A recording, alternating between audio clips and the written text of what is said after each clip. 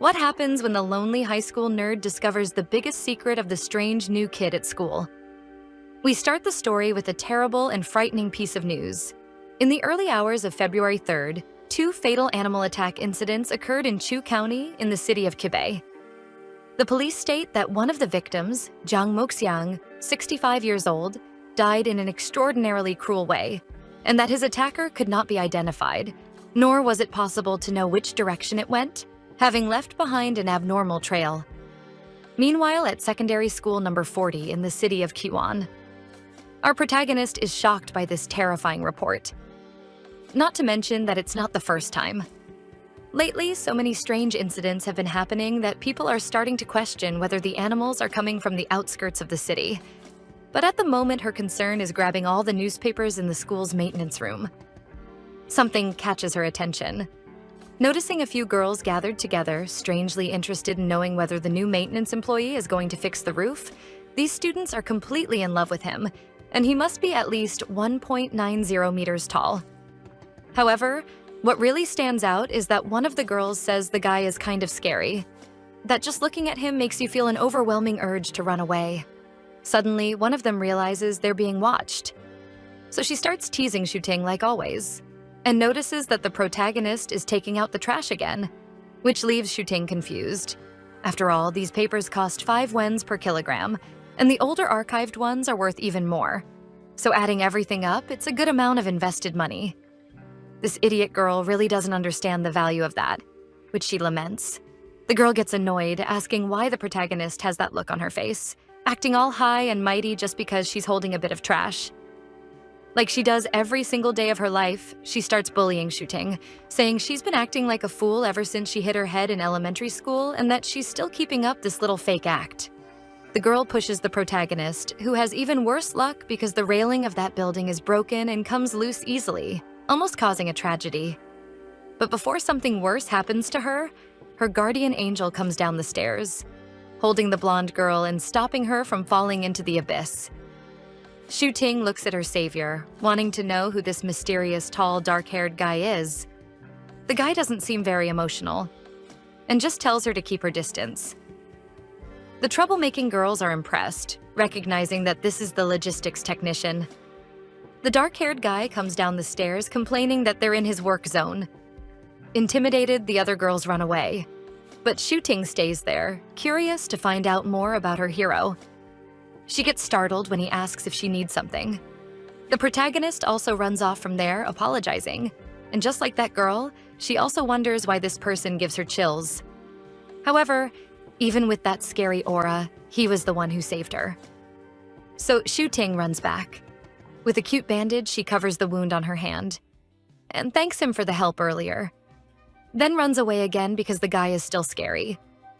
The dark-haired guy remains there, standing, looking at her, then looks at the bandage on his hand. Some time passes, and the protagonist and the girl who is always bullying her are forced to clean the courtyard. But of course she doesn't intend to stay there with Shuting, so she's trying to jump over the gate and is still being ironic, telling her to clean well if she doesn't want to get scolded by the teacher. The protagonist tries to get her attention, but the girl misunderstands and makes it clear she can snitch since the security camera has been broken for a while, so there won't be any proof, and even threatens her not to tell anyone about her escape. However, that's not what Shuting cares about. She's just trying to warn her that the gate is open and she doesn't need to jump. Still pretty annoyed, the other girl just makes up an excuse that she just wanted to do it that way, and tells her not to interfere. So it starts getting dark while our protagonist does all the work alone. And meanwhile, she thinks about how she forgot to ask the technician if she could keep the other newspapers, but she plans to do that when she meets him again. Suddenly, she stops when she hears the voice of that hot-headed girl. Curious, Shuting goes to investigate what's happening, worried that something might have happened, and at the same time wondering why that girl is always in a bad mood, and never understanding why it's always like that with her. Something makes her stop in the middle of her walk. She finally found her classmate, but next to what was left of her, a huge figure is present. Hidden behind the tree, the girl is careful not to make any noise. And not draw the attention of that beast, it's a very large black wolf, something she didn't even know was capable of existing. The monster seems to be checking if there's anyone around, so she tries to hide and stay quiet. Suddenly, the air around the place starts to feel strange and a strange gust surrounds the area. With curious eyes, Shu Ting looks at the wolf. It's from him that this impressive aura is coming. This creature goes through a transformation, revealing himself to be a human. The man smiles and, having noticed her presence, says, "Looks like we have a little mouse." He begins his new hunt, quickly finding his prey. With a smile, the dark-haired guy says, "Now I will devour you." He reaches out his hand to grab her. And so Shu wonders if this is going to be her end. In desperation, the girl closes her eyes and asks that if the big bad wolf is so hungry, then he should devour someone else. The girl is curled up like a ball, trembling in fear while the guy hasn't even touched her. It doesn't take long for her to notice that. The guy, even with his intimidating way that would make anyone run, asks what she suggests he should eat. Referring to the girl lying on the other side, he asks if he should devour her and let Zhu go. Immediately, the protagonist refuses that offer and suggests a conversation. At the same time, while he's there, the wolf with his sharp hearing can hear guards at the school noticing the gate open and suggesting that some student might have escaped. He goes silent, leaving her confused, then says that she's very lucky. At that moment, the wolf makes a sign, leaving Shu intrigued, trying to figure out what it means. He tries to touch her, but the girl pulls away from his touch. However, the guy insists and grabs the back of her neck, bringing her closer and says, "Keep your mouth shut if I hear you say something you shouldn't." Even closer, he says, "You won't be lucky next time." Carefully, he places the girl unconscious on the ground. Just in time for the guards to find her. Desperate at the scene, they shout to take her to the hospital. Deep in the forest, there is a special place. That's where the mysterious dark-haired guy is heading. The peak is a large bony structure where at the top there is a skull with a halo. Someone calls him. Without wasting time, he says he heard that his form was exposed. Behind Yan, there are two wolves. The one with gray fur transforms into a beautiful human form, revealing that she knows quite a lot about what happened and asks if he solved the problem with the girl who caught him. He is surprised at how fast the news spread, but she, the older sister, reminds him that he shouldn't underestimate her information network. But getting straight to the point, Yan says she was nobody important, and in any case, she wasn't captured by the others' electronic devices, and the question they want to know. Isn't he even a little worried that she might spread rumors?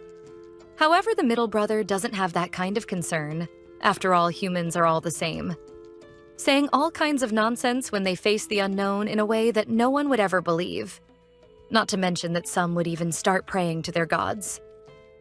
Which for Yan is a shame, since their god is nothing more than a small thief. The siblings just watch him. Then the guy continues and talks about the other types of people who are the ones who collapse when they get scared and then curl up and hide like armadillos, being very funny. His siblings remind him that only cats play with their food. Yan defends himself, saying that he's treating it like a toy. This time, Chun, the youngest, says that only dogs like to play. As punishment, the brown wolf ends up getting kicked for saying what he shouldn't. Ignoring the boys' bickering, she warns that they can't afford to be discovered after all the others' weapons are advancing very fast, putting them at risk of being destroyed at any moment.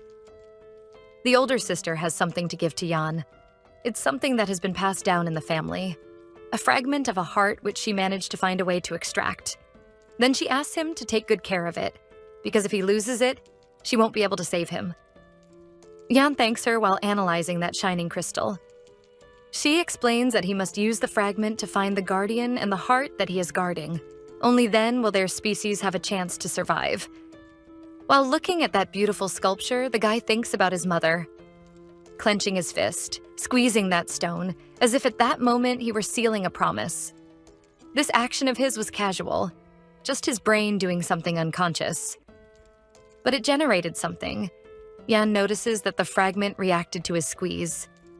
Chun comments that this isn't even necessary, but wonders if it's reacting because of the bandage and if that is their guardian, which doesn't make much sense. The siblings try to understand what's happening and think if it's really possible that that girl, a mere common and incompetent human, is actually the guardian. Looking closely, Yan believes that it really is that. After this event, another night passes. Our mysterious dark-haired guy is around the neighborhood jumping on rooftops stealthily. The house he came to investigate is much bigger than he expected and seems to have decent security, concluding that the girl must be quite rich. Passing unnoticed by the men, he approaches the window, putting his head up to take a good look. Shu is in her room working on something pretty hard to understand. Whatever it is, it's going very well. It's all about a trap where whoever enters from any side will fall into it, and it will alert her. She knows there's no way she can capture him, but at least she'll be awake when he comes. Zhu is doing this as a way to ease some worries because of that man in black, and with her trap, there's only a small chance he'll escape. And if she's lucky, she might even get a photo, so the police will be more likely to believe that this person can turn into an animal. Yan, who watches all of this, gives a small smile, remembering that it was because of this little mouse that he was questioned all afternoon. Now comes a bold move from the wolf, who uses some kind of magic, blowing into the room. This small current of air passes by the girl, who wasn't expecting anything like that at all. And then into her trap, making everything turn into a mess. That disappoints her because all her hard work was wasted. Meanwhile, Yan has fun with this little prank of his. He takes the fragment out of his pocket, remembering something. The guy wonders why until now it hasn't reacted like it did that time. The doubt arises. Am I too far away, or does it have nothing to do with her? In this distraction, Yan notices that something is happening with the girl. Shu Ting is holding a small mirror looking at herself. But being very clever, the girl used it to see the reflection of her stalker. She remembers that Yan, the troublemaking girl, is still in the ICU. Shu takes a peek, looking straight at the door, thinking she should do something quickly. She quickly stands up, running to the door. At that moment, Yan also moves, stopping her from reaching her goal and grabbing her hand before it touched the doorknob, and threateningly said, "What did I say? You should keep your mouth shut," whispering in the girl's ear, "Do you dare report me to the police like that?" Being his defenseless victim, Shu only thinks about why they haven't caught him yet. After all, she did all the work of identifying him for the police. Suddenly, someone approaches, startling especially our protagonist and putting the guy on alert. They knock on the door calling for Shu Ting. The person on the other side is worried after hearing noise, possibly because of that sabotage trap. With no answer, they call again until finally the girl responds saying she's there. The door is finally opened. One of the employees asks the young miss if everything is all right. The girl seems normal, as if nothing had been tormenting her. Zhu also answers that everything is fine, giving no sign that anything happened. But being very exemplary at her job, nothing goes unnoticed. And the woman notices the state of the girl's sleeve and warns that the master will scold her again if he sees that. Getting into even more trouble, the woman notices the state of the messy room and asks if she's collecting trash again, scolding her and making the girl remember what happened the last time she did something like that. Meanwhile, outside, Yan listens to the argument. The woman says the following: "In the end, I'm the one who still has to clean everything." Shu even tries to negotiate to leave a little behind, but it's not the time for jokes, and the wolf can only think that this girl is very strange. Finally, the servant leaves the room, and the dark-haired guy is satisfied that his little mouse behaved surprisingly well. Not having said a single word, she didn't even try to cheat by throwing subtle hints. But of course, Shu wouldn't say anything since he said he would kidnap anyone who witnessed his form, so she wants to know the reason. The girl bombards him with questions about attacking her classmate, but for some reason not devouring her. Then seeing him at the crime scene but not becoming another victim. Quite the opposite. Now the wolf has started stalking her. That's why she wants to know what he's trying to do. However, even while confronting him, her body is trembling and she wonders if there's anything she can do.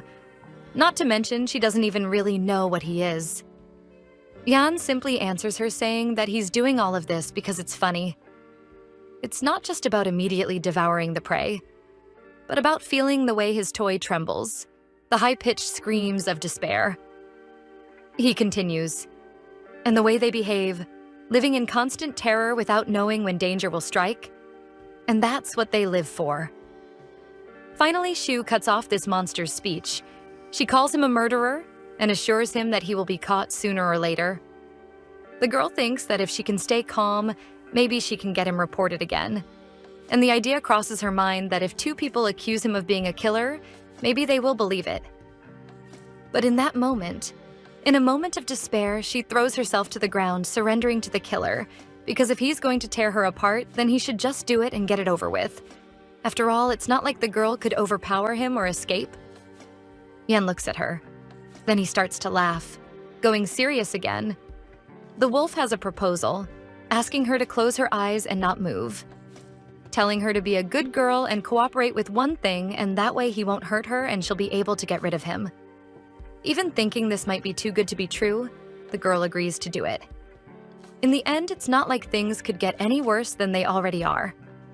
Meanwhile, Yan tests his theory. However, the fragment is not reacting like it did that time, which makes him think if it was because of the bandage, which makes total sense since it was given to him kindly as a thank you for a life saved, there was no fear and no negative feeling behind the good gesture. Going back to Yan, he thinks about who else could have come into contact with that besides Shu, considering the possibility that it was the pharmacist who sold it, or going even further, guessing it was whoever made it. He wants to understand if he let something very important slip by unnoticed. And then all his doubts are put to the test when the fragment starts reacting. That scares Shu, who immediately stands up terrified. After all, what is this thing that looks like veins running through her skin? A sensation as if something were flowing like a thin line of water. If the girl's room was already a mess, then it got worse when an intense gust of wind threw everything in all directions, stopping right after, revealing the figure of a giant black wolf. A bit scared, Shu stares into those frightening red eyes and asks why he suddenly transformed.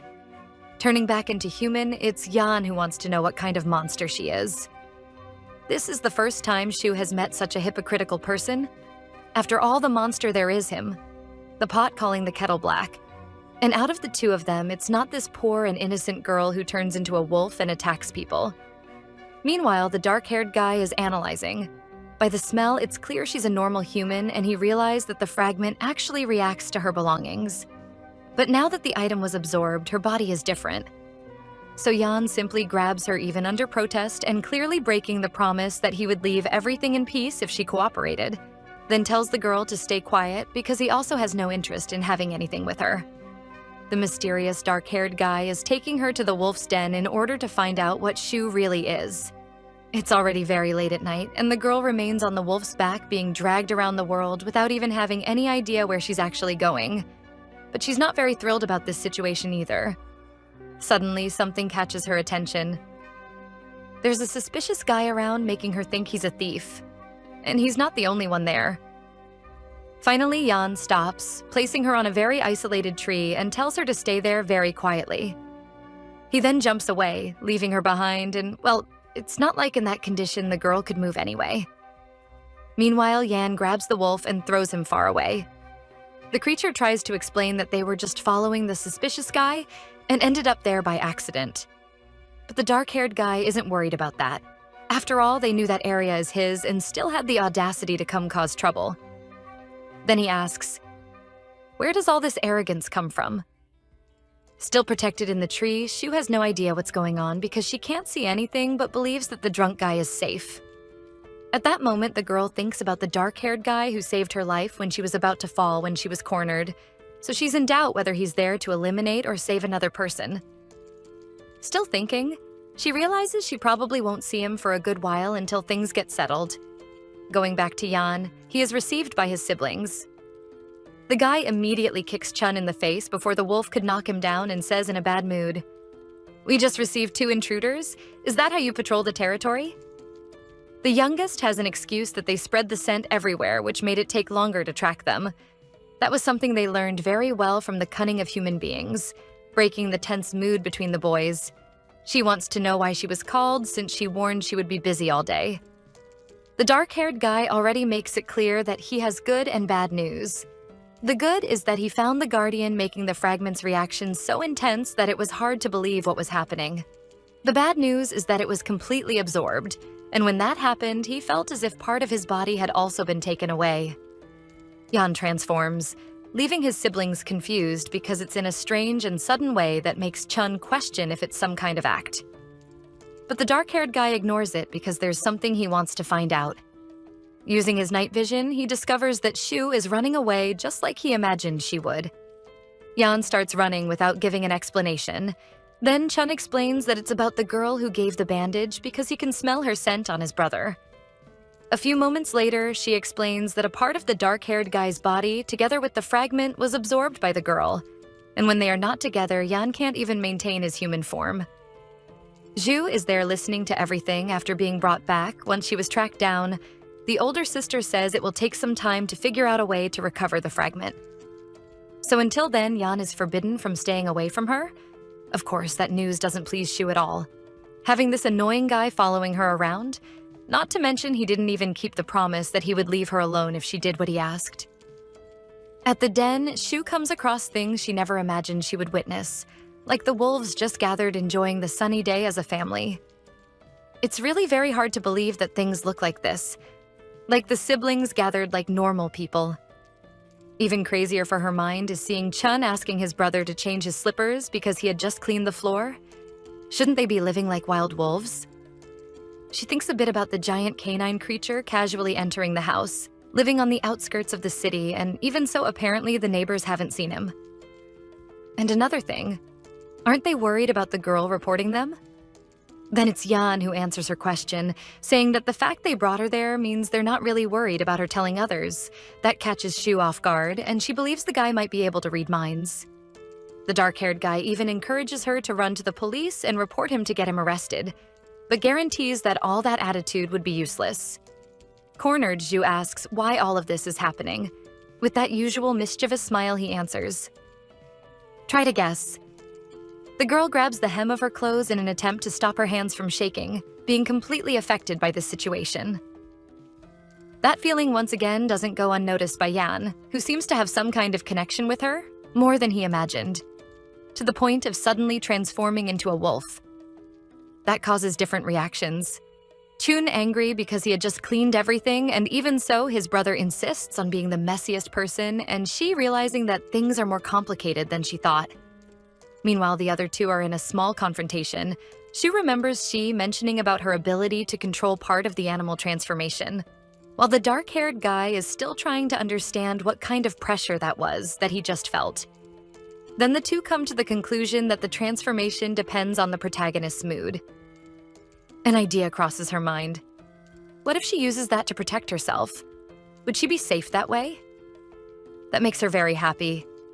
Suddenly, something sparks in Yan's head, surprising everyone and leaving him desperate to know if there's something going on. The guy demands that she control her emotions. Yan grabs the girl by the cheek, asking her to stop that happy feeling that is messing with his head. Silently, the oldest sibling works to take a look at the past and what is still to come in the girl's life. In the meantime, while they were together, it was already dark outside, and the siblings' house was one of the few in the neighborhood lit by the artificial lights of the lamps. Meanwhile, the older woman works silently, ignoring the small bickering that Yan and Shu were having. Suddenly, a small cut appears on her finger, making a thin line of vital fluid come out. Chun is the first to notice that something is happening. Worried, he goes to his sister, wanting to know if everything is all right, and the woman says yes. But by Yan's face, it doesn't seem like he bought that idea. Ji shakes her head in a silent sign, and the guy understands well. Then the three of them turn their eyes to the poor and innocent girl, who doesn't understand why they're acting like that all of a sudden. Giving a maybe affectionate nickname to the brat, Yan calls her Quail and says they need to talk. But before that happens, Shu wants her demands to be met first, making the dark-haired guy smile, realizing she wants to negotiate, and he lets her say her terms. Shu Ting makes it clear that he doesn't have permission to hurt her nor devour her. She does that because she understands the fragment must be very important to the wolf, even more depending on her to maintain his human form, so she's safe for the moment. Finally, the girl says that if he promises that, then they can talk. Obviously, her proposal is accepted. The girl becomes very happy realizing her guess was right since the guy practically confirmed it. And all that euphoria once again starts blooming in the wolf's head, who irritably asks her to control her emotions. Meanwhile, safe at home, the quartet has no idea that in the darkness, someone is watching them. Going back to the pack, Yan takes off his coat. Then he ties it around his waist. That gesture was made with an observer. He questions the girl about what she's looking at. Zhu is just surprised that he wears casual clothes since she imagined wolves only had one type of outfit, probably when they're in human form to blend in among people. Yan then drops the line, "My interest in your brain right now is greater than my interest in your heart." In the end, the two of them find each other strange. Suddenly, the guy moves closer, leaving her agitated, trying to understand what he's going to do. However, Yan simply picks her up, explaining that he'll take her home, leaving her surprised and excited to finally return to her house. Chun is also on escort duty, having also noticed that someone was sneaking around there for a moment, knowing by the smell that it's the troublemaker from before. Each brother goes in a different direction. Not being able to see anything properly, Shu believes the creatures are all of the same species, coming to the conclusion that all of them probably come from a mysterious and terrifying world she doesn't know. At least she managed to survive this madness, and so her heart can rest in peace. She can't avoid the tiredness since it's the time she usually sleeps, so she doesn't mind giving in to sleep while wishing all of this were just a dream. She is left comfortably in her bed. But when she wakes up, she realizes nothing was a dream but the purest reality, which leaves her very irritated. The next day, and fully awake, Shu gets up, wanting to prove her theory that the wolf is nearby and looks for him on the rooftop because that's where he appeared last time, which means he might be there again. As expected, this pervert is stalking her like a ghost. Shu climbs out the window and up onto the roof. When she reaches the guy, she notices he's sleeping peacefully, and wonders how she ended up in bed the previous night. Probably the dark-haired guy didn't want to wake her, which makes her question, could he actually be caring? Zhu gets lost watching him and thinking that the guy also needs sleep and that maybe wolves are nocturnal. This will be her opening in case a way is found to recover the fragment and the promise not to hurt or devour her is not kept. So, like in the movies, she needs the sleeping beauty to fall asleep and aim right at the heart. At dawn, someone sneaks across the neighborhood rooftops. It's the older she-wolf, looking for a certain place based on the scent of her target. And her sense of smell never fails. Peeking through the window, she sees Shu sleeping in a very cute way while her brother tries to wake her up. The girl gets up very sleepy and he's ready for them to talk. But Shu has no idea what it's about, though she remembers the promise that she won't be devoured. With Yan confirming that, she just says, then good night, and goes back to sleep, leaving the guy incredulous at that. Irritated, the wolf says she's doing it on purpose. Luckily, his sister calms him down, reminding him that they still need the girl. Not to mention, Shu sleeps very peacefully in bed, as if no harm could even disturb her in her dream. After staring at her for a while, irritated, Yan looks away. He's on the roof with his sister. The sun is about to rise, so she is brief and says they need to complete 3 tasks. First, discover her special abilities and find the heart. Second, take care of her and her emotions, and lastly, protect her. Obviously, that doesn't please him. He at least understood the first mission, but the rest basically pushed him into being that brat's babysitter, even though she's 17.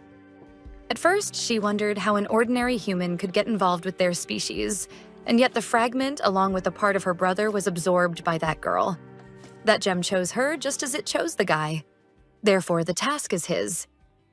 Yan comments that he thought the hardest part would be finding the so-called guardian, but apparently he was wrong, and didn't expect the most problematic thing to be this. Hearing that the woman says it seems like he still hates humans, his answer is that he's not like his sister. The girl seems to stay calm while counting the beads of her japamala, a kind of sacred Buddhist necklace for meditation. Changing the subject and remembering those looks from earlier, Yan asks what she saw in Shu's future. But to his surprise, nothing was seen. She explains that their den is where the clan originated and where their abilities are strongest. In other words, she should have been able to see everything. However, she couldn't even catch the slightest glimpse of that girl's future. For a human to have no future can only mean one thing: death is coming. Going back to that morning, the truth is the guy didn't sleep at all thinking about how danger could come upon the girl, even wondering if it could be by the hand of someone from his own species. Noticing a presence approaching, he closes his eyes. With his wolf ability, he can sense everything the girl does to reach the roof. Shu grabs a loose piece from the rooftop and aims it at his chest, making him open his eyes to stare at her, and the girl simply throws the piece away as if it were nothing. This is the strangest girl he has ever seen. Shu laments, "Who am I trying to fool? I can't even kill a chicken on New Year's." With a big smile, Yan is fully awake and wishes her good morning. The girl responds and believes the dark-haired guy was sleeping, and that's why he didn't see anything. However, catching her completely off guard, the wolf grabs her hand, bringing it to his heart. Shu lets herself follow his intention, and is surprised when she realizes something shocking. Actually, there's nothing to realize because there's no heartbeat there. Since wolves don't have a heart, Shu tries to find out more by touching the guy's arm, who pulls away without understanding her action. The girl is curious about how his skin has color since he doesn't have a heart to pump vital fluid, questioning whether he shouldn't be pale like the undead and if by any chance he applied something to have a normal tone. Yan finds it amusing the kind of question asked in such a shocking situation like this, and says that this dog always finds new ways to surprise him. The girl still hasn't had her doubts answered and bombards him with questions once again, wanting to know if he's a ghost, and that's why he's always clinging to her. The wolf denies being a ghost, but reveals that he's by her side because they need her help with something and hope she can help find something. Leaving the girl surprised. After all, what audacity to ask a human for help while scaring her? No one asks like that. Zhu also doesn't want to get involved in their world because it seems very dangerous, not to mention she has her own life. So she asks, "What if I don't agree?" But she can't escape this responsibility because the fragment chose her. Shu is shocked that she was really forced to accept this just like that, not to mention she has no idea what this gem even is. While the girl is lost in her thoughts, the wolf watches her, noticing that once again her eyes are moving quickly, and the last time that happened, she called the police. To ease the situation, Yan will let her make a request. After all, one will have to help the other since they have what humans call an agreement. But because of what happened last time, Shu is suspicious of this, since it was promised she could leave if she cooperated, and that's not what happened. Instead, she was kidnapped after the fragment incident. So there's no way she trusts him. Noticing the girl's strange look, the wolf says he's letting her make a request to eliminate the rivalry between the two, since he can still get what he wants by kidnapping her. Threateningly, he adds, "This is no longer a problem for me." He gives the girl 3 seconds to make a request or she'll be kidnapped. Yan starts counting while Zhu gets desperate because the law no longer works, at least not with wolves. He reaches 3. Shu screams, accepting the offer to make a request. The guy smiles as if saying, "See, that wasn't hard." But she also intends to treat this bastard like a wishing well, and demands that he give her $3 million. Yan isn't even surprised since he expected the quail brain to ask for something very out of the ordinary. But he doesn't budge and tells her to change the wish. The dark-haired guy starts a new countdown, but Shu already has a request. She wants a home. Not only that, but also a family. Which doesn't make much sense to him, since the girl lives in a big house with a nice yard, not to mention according to her, her parents treat her well too. So that doesn't make much sense. Yan wants to understand the reason for the request. However, not even Shu knows how to explain it because it just suddenly came to her mind. But being honest, what she really wants is someone who listens to her, supports her, and shows up when she needs help. In a mocking tone, Yan asks if she doesn't have many friends, hitting the mark with that. At least he understands that the girl is one of those children who comes from a rich family but without affection, so he agrees to play house fulfilling the things she just said. However, Shu is still thoughtful, because even though it's what she asked for, it's not what she expected. But she'll put up with it for now. Otherwise, she knows she'll be threatened again. At least she'll have time to find a way to get rid of him. Yan interrupts her thoughts by saying they'll start by confirming her ability. The wolf explains that as she saw before he can manipulate the air however he wants, while she can retrieve information through thoughts. With her having absorbed the fragment, he wants to know what she gained from it. Shu immediately thinks it's like superhero movie powers, even imagining being like Avatar Aang. She didn't expect such good news. That way it'll be even better because by learning to control it, she'll be able to use her ability to get rid of the wolf. But Yan quickly ruins her excitement, telling her not to get too excited, claiming the girl won't be able to defeat him. That's because he'll be her only teacher, and asks, "How could you hurt the person who taught you?" But Shu doesn't mind being a coward. Taking advantage of that, the dark-haired guy asks what she was going to do with that roof tile. Before she could answer, someone calls Zhu. It's her aunt. The girl rushes because she knows she'll get scolded if she's caught there. With haste being the enemy of perfection, she ends up slipping down the roof. Luckily, once again, she's saved by Yan from falling. The dark-haired guy puts her in her room and makes it clear he only did that because he needs her help, so he tells her to be careful. Before leaving, he says they'll meet later at school. His plan was to leave after finding the person he was looking for, but apparently he'll have to go back to work. Ready to leave, Yan is caught off guard by the brat grabbing his foot. Immediately asking what she wants, he only took his eyes off this quail for 1 second, and she's already doing risky things. Even though we've known his name for centuries, Shu Ting finally introduces herself to the wolf and says he hasn't introduced himself yet. Yan grabs the girl by the wrists, finally saying his name, which Shu repeats, learning the correct pronunciation. She asks what he is, if a demon, monster, wizard, ghost, or some kind of magical animal. Once again, her aunt calls saying she'll be late for school. Quickly, she shouts that she was already awake and ready to go. In the rush, the girl fixes the sleeve of her blouse that she had forgotten.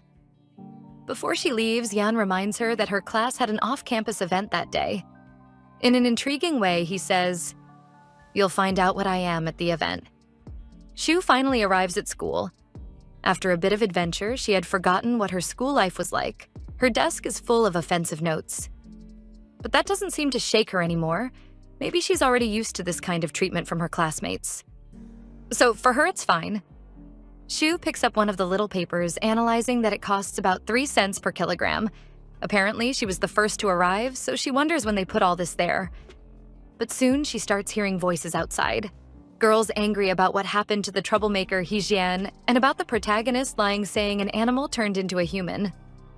Shu is very well hidden with her mind in her own world. One of them even accuses Shu of having something wrong with her head, making another ask if the girl has hit her head before, and that finally gets her attention. A whole gossip session starts about Shu's mental health, with classmates terrified that the crazy girl might snap and hurt everyone there. That's what they believe, even though Hexian said the girl is just pretending to be stupid. They're about to talk about Shu's family when the girl finally says something, defending that she's not a liar and surprising everyone. The girl asks where she came from, and she reveals she was there the whole time. So they realize the protagonist had been listening to everything. But the other girl isn't intimidated, telling Shu to look at all those notes and reflect on why everyone hates her. Shu looks at the paper like a fool. For her, all the handwriting looks the same, so how could it have been everyone? That irritates the other troublemaker, who says the point is that everyone hates her. The girl shouts, "You keep saying you didn't lie, but don't you think it's absurd to say animals can turn into humans?" Not to mention Shu doesn't even have proof. It's very easy to tell that nonsense when there are no security camera images. To her, the protagonist is just getting revenge because her friend was a little mean. But Shu is distracted once again because the mention of the security camera caught her attention. After all, that might be why the police didn't do anything about it, so if she can record him transforming it might be enough to scare the monster away. She just needs to find an opportunity for that. That irritates the girl for being ignored. She touches Shu to get her attention. Suddenly, the lights start acting strangely, seeming like some kind of circuit problem. But she ignores it and goes back to provoking Shu once again. When she touches her, one of the lights ends up falling. Luckily, it doesn't hurt anyone. Shu notices a ladder outside, which makes her wonder if it was Yan who helped her. The protagonist calls the two girls who are way too scared and says, even if it seems impossible, some things can simply happen. The girl thinks it's a joke and that everything was just a coincidence, but she's silenced when another light falls. Now these troublemakers realize who they're messing with, and even say to end the fight and go back to their seats, and they call Shu abnormal. At least that worked for everyone to leave her alone. But for some reason, the girl felt a little sad. Maybe because everyone will really stay away, isolating her and leaving her alone in her own company. On the other side, Yan is doing his job, which is somewhat dangerous, so kids don't try this at home. Shu finds him and says it was really him who did that. The guy just asks if she's happy. After all, she was sad earlier. His question catches Shu off guard, leaving her frozen without knowing what to say. She denies it and says it's not important. Nothing is more important than her life and her money. Yan teases her, asking if she likes money that much. Zhu isn't intimidated and doesn't deny it either, saying it's because there's something she wants to do. But anyway, she doesn't go into it because she's just there to thank him. The wolf brushes it off and claims he only helped her because he didn't want to transform in a place like that. Acting strange, Shu asks if he's going to throw away the cut wires and asks to keep them since he doesn't need them. Yan hands them over. Quickly, the girl grabs them and runs off ready to sell them. The wolf stays behind thinking about how much this brat loves money. But he doesn't care about that. He just needs to focus on finding a way to break this connection since he can't handle this situation anymore, of transforming randomly or having flowers blooming on his head. Or who knows what might appear next. Suddenly, someone pulls Yan's coat that's tied around his waist. Shu is back just to ask if he'll be at the off-campus school event. Provocative, he asks if she wants him there. With a very sweet and cute tone, the protagonist confirms, and says she wants the two of them to go together. Abruptly, Yan steps away, making it clear not to create dependency since they're only involved for business. He then walks away. But not far enough because he can hear Shu say that's not what a familiar would say, making the dark-haired guy stop and look back. She provokes him, saying, "Who knows what might happen to you if I get unhappy?" Yan walks up to Shu, holding her head with the excuse of seeing what's inside her brain, because how does a mere human dare to threaten him like that? Not to mention she's quite confident when she should be more afraid, but well remembered that he was the one who suggested the agreement. Shu answers the wolf that in first period, there's a whole page of multiple choice questions she left from the previous day. Suddenly, they notice someone approaching. The girl quickly slips out of the wolf's arms. She runs while reminding him he needs to go to the event. After all, she has her secret plan to use it as an opportunity to film the transformation. Zhu stops at the doorway. Thinking that with all the power wolves it would have been easier to threaten than make a deal, Yan really is a very strange creature. The trip moment has begun. The students are asked to line up according to grade and class. Once the class representatives finish roll call, they'll head to the ruins. As soon as it's done, everyone heads to their respective buses. And soon they're at the beautiful place. But this is where Shu met Yan and his whole family. So nothing new for her. While everyone has fun taking selfies for memories, the strange Shu Ting is completely in her secret world. Once again, the students are asked to gather, following the same pattern as on the bus, so they can visit the ruins and later do some group activities in the afternoon. Arriving at the ruins, they're given free time to explore as much as they want, but obviously being careful to stay safe. They're also told to pay attention to the time and gather there again at 5 p.m. All this time, the girl looks around searching for Yan, but feels sad noticing he's not there, which makes her think about what they said, that his human form wouldn't last if they were too far apart and, well, the ruins are pretty far from the school. Anyway, it's a shame she can't get evidence. So after this, she has no idea what her next opportunity will be. The place is known as the Dwelling of God, besides being beautiful not only because of the ruins, but also because of the incredible natural landscape. White doves pass by Shu.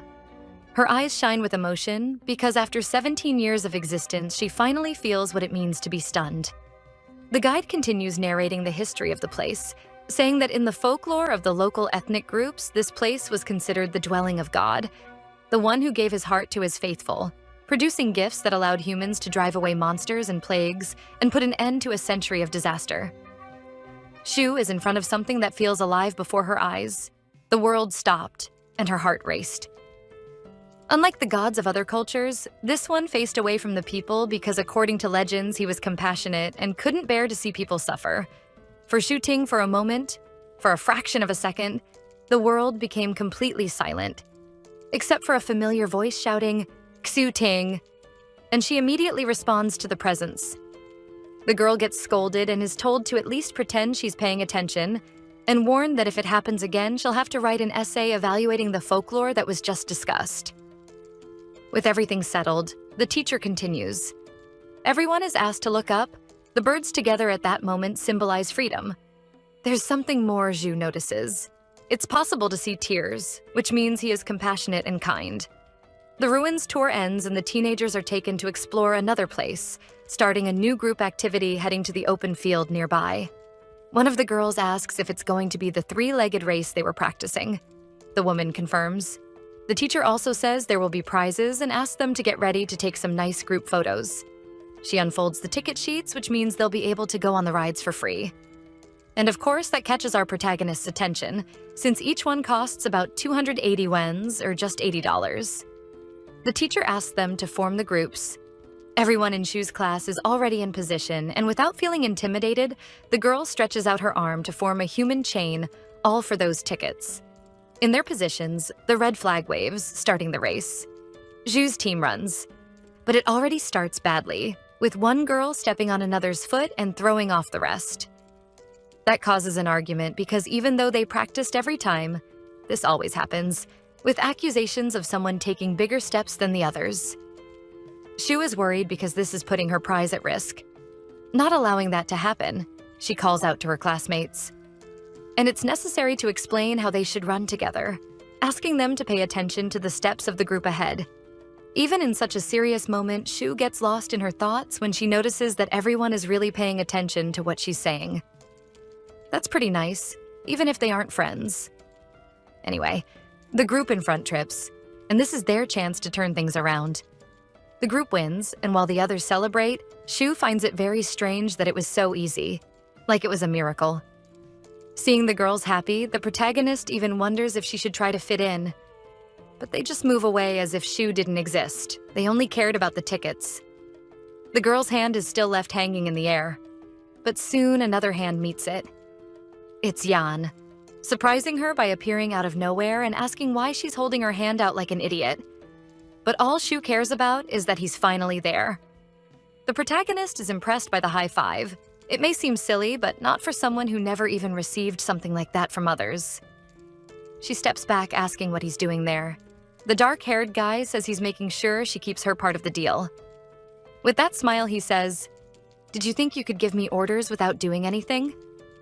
Shu isn't even surprised by that.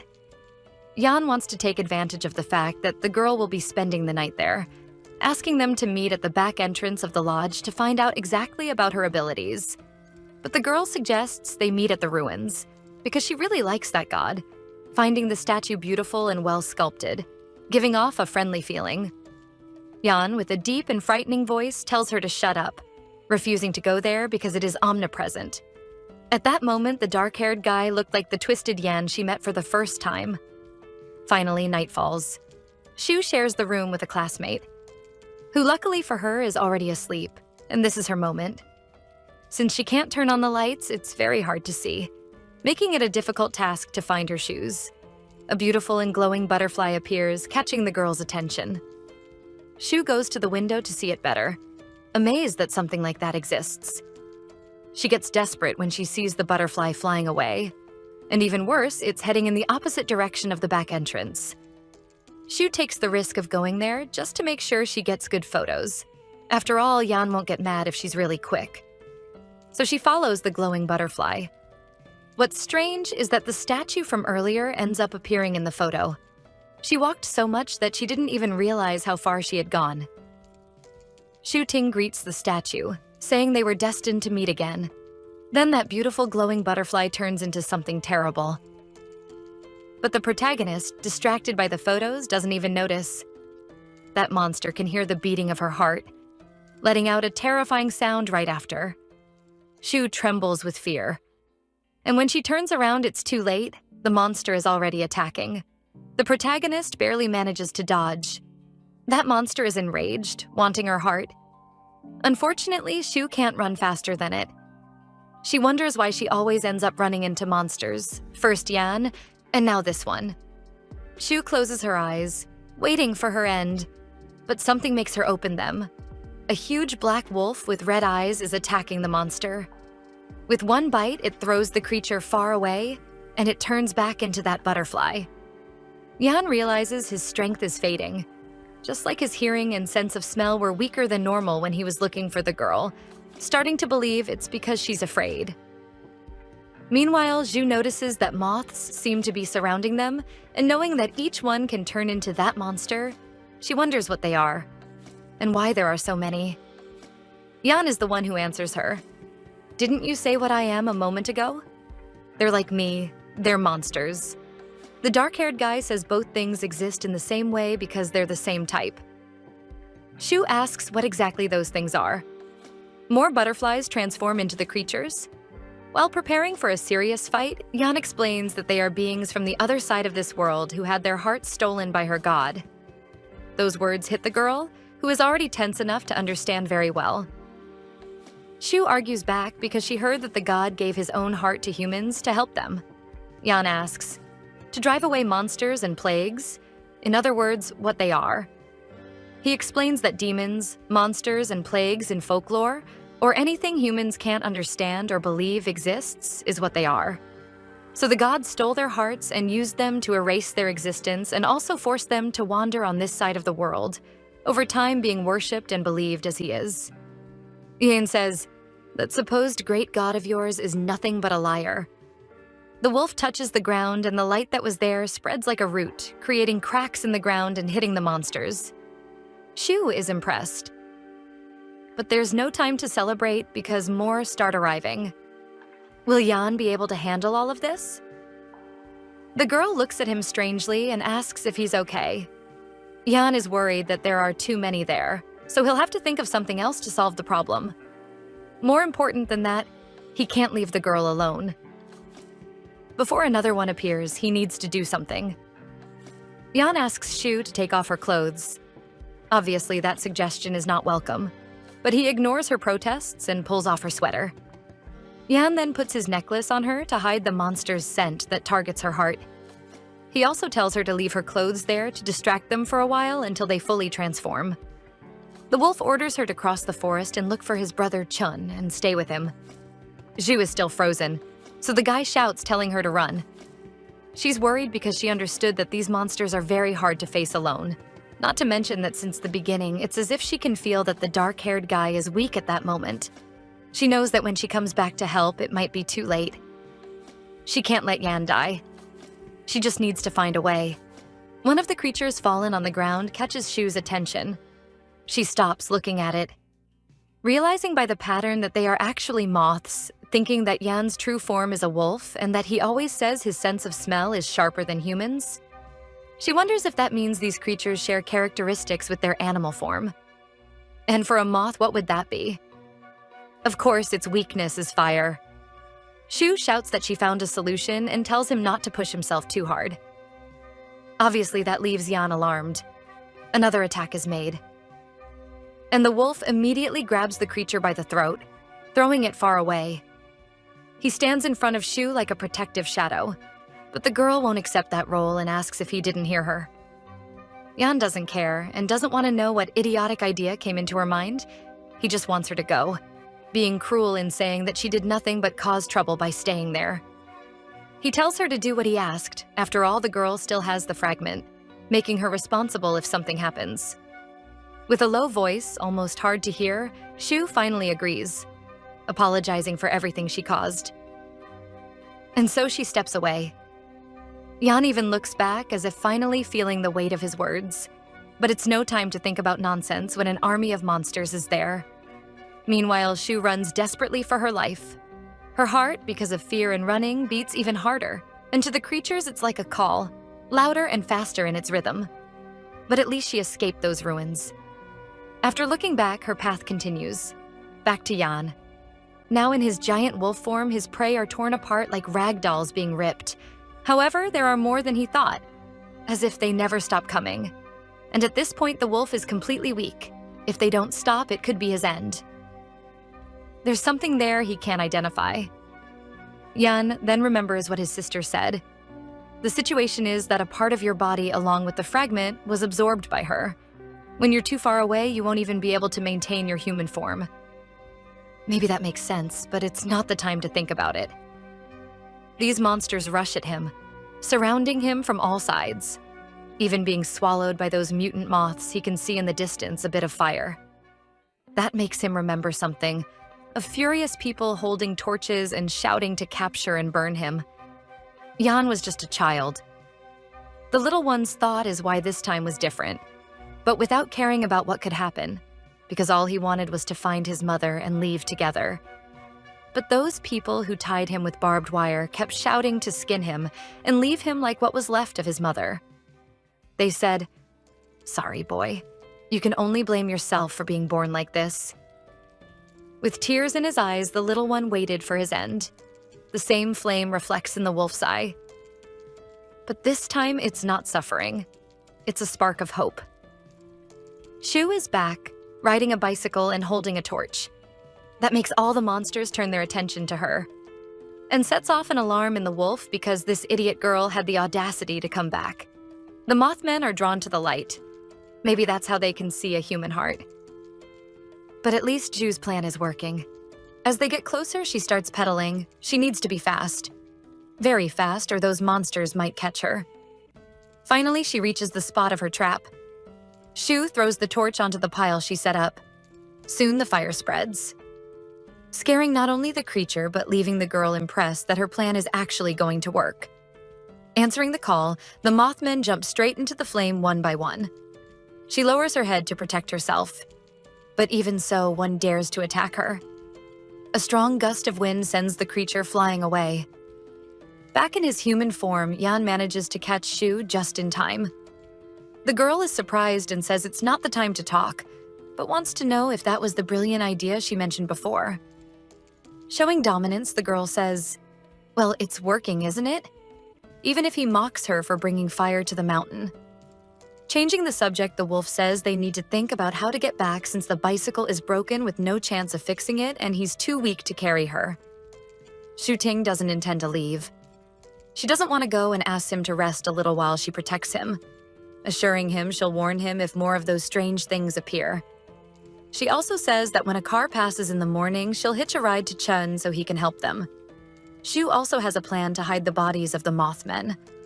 But when she looks at the bonfire, their remains are being swept away. The air suddenly gets colder. The girl looks impressed at the sight of the bodies scattering into the air and drifting away like ashes in the wind, and her thought is, creatures so horrible, who would have thought they'd be so beautiful in death? Shu keeps watching those fragments of light in the air while being silently observed by the wolf. Yan breaks the silence, saying not to worry, because his body will heal on its own during the night, and finishes with, "Although I expected you to want something bad to happen to me." And she doesn't even bother denying it. When she went to the city, it crossed her mind for a moment that if the guy were defeated and died, she would finally be free. But in the end, she realized he is actually helping her. Shu touches a part of her face, saying she got hurt right there. And because of that, she stutters when she speaks, and her thoughts come a little slower than other people's. So that's why everyone treats her like she's stupid. But now she knows what genuine kindness is. The girl says she knows he has his real reasons, but even so, he tried hard and saved her several times. With that, Shu declares that she wants to do something for him too. More than that, she wants him to survive. Yan smiles. It's small but real. Saying that, she always surprises him. Shu asks if he's laughing, and the dark-haired guy shows his state. Yan says she's not stupid, but actually very intelligent, revealing that he underestimated her. The girl is surprised by those words and asks him to repeat it, but Yan doesn't give compliments twice. Unable to control her emotions, it was already expected that a bouquet of flowers would appear on his head, but she's a little more excited, and the wolf form also appears. Even so, Shu insists asking him to at least repeat the intelligent part. Maybe that request is because she's never heard that before. Quickly changing the subject, another thing Shu wants to know is if he didn't know the monsters were attracted to light since he understands more. And she also wants to know if there are other kinds of creatures like a giant fast turtle that could devour her. The wolf throws his heavy fluffy tail at the girl, telling her to shut up and go to sleep, threatening that if she keeps talking, he won't take her back home. Thinking about it a little, the protagonist realizes that what she feels for him isn't just gratitude, but something bigger than that, and thinks it's because of the way he makes her feel. Shu tells him to rest a little and that she'll stay awake, and Yan tells her to shut up. What the protagonist feels is something she has longed for a long time. Some time passes and the wolf is already covered in snow. Suddenly, something makes him wake up. On alert, he wants to know who's there. The threat is just his silly brother Chun, who greets him very excitedly. At least they won't have to wait until dawn to get help. The younger brother explains that when he saw the ashes floating in the air, he immediately realized something was wrong. So he came straight to find him. Chun looks at the other strangely and asks if he's hurt because of the girl, and the only thing Yan says is that it's enough already. He tries to pull away his tail, but it's being held by Shu like a very soft blanket. Her who was so confident when she said she would protect him. That makes Chun laugh a lot and say it must not be easy taking care of a human all day. No wonder he's working so hard to recover the fragment. And that's something that will happen. Yan confides that she looked into some old records, discovering that these guardians have appeared before more than once, and if one dies, it only takes a few years for the next to appear. The dark-haired guy asks if he still remembers what the woman said about not seeing anything in Shu's future, and then reveals that it's because the dead have no future. When the girl passes away, the fragment will leave her body on its own. Chun comments that in the end, the answer is unexpectedly simple, and that it's his choice anyway since he hates humans. And before he could finish the sentence, Yan says a loud and clear no, which surprises the younger brother a lot. Back in human form, Yan says that for now he's not thinking about that, and admiring the girl in his arms says it's rare to find a human being so simple, which is quite interesting. Chun, still surprised, says, simple-minded? Excited, he says that naive people are easy to control, and when guided by wisdom, even a humble tool can shape the future or something like that. Yan kicks his brother asking what kind of series he's watching, and Chun says it's season 2 of Staying Healthy in Your 30s. Human emotions are hard to predict. Back to the children's dormitory. First, Shu left a note apologizing for what happened to the bicycle, with an amount for the repair, and of course regretting it. Now she needs to get back quickly so she won't get caught. Yan, without even hiding it, tells her not to forget to meet him after class and asks her not to go out alone. Again. Zhu signals him to stay quiet and not get her into trouble, which the dark-haired guy doesn't seem to care much about. She runs in panic. With the girl gone, Yan wonders if he should look for a rooftop to wait, since it's better to keep an eye on things because he doesn't know what his sister saw about the fragment, so he must be cautious. With his sharp hearing, he hears that Shu's father has arrived, getting worried if she was caught, but he knows the girl can come up with a lie. Something happens. Yan wonders what that sound was that he just heard. When Shu went to her room, she was very careful not to make noise and wake her roommate. So if her plan works, nothing bad will happen. That's what she thought, looking around and not seeing anyone, which made her relieved. But without expecting it, a hand comes toward her and an irritated voice says, "I already told you not to do anything that could embarrass me." Shu manages to block the slap that was coming to her face, which only makes her father even more irritated. He asks what a lady is doing sneaking out at night. Raising his hand once again with an even harsher voice, he says the teacher called him in the middle of the night to talk about her disappearance, which was a tremendous embarrassment. And he also says, "Don't forget why I adopted you." He raises his hand again. But before it could hit Shu again, the window slams into the man's face. Yan appears and says, "Sorry," even with a big smile on his face.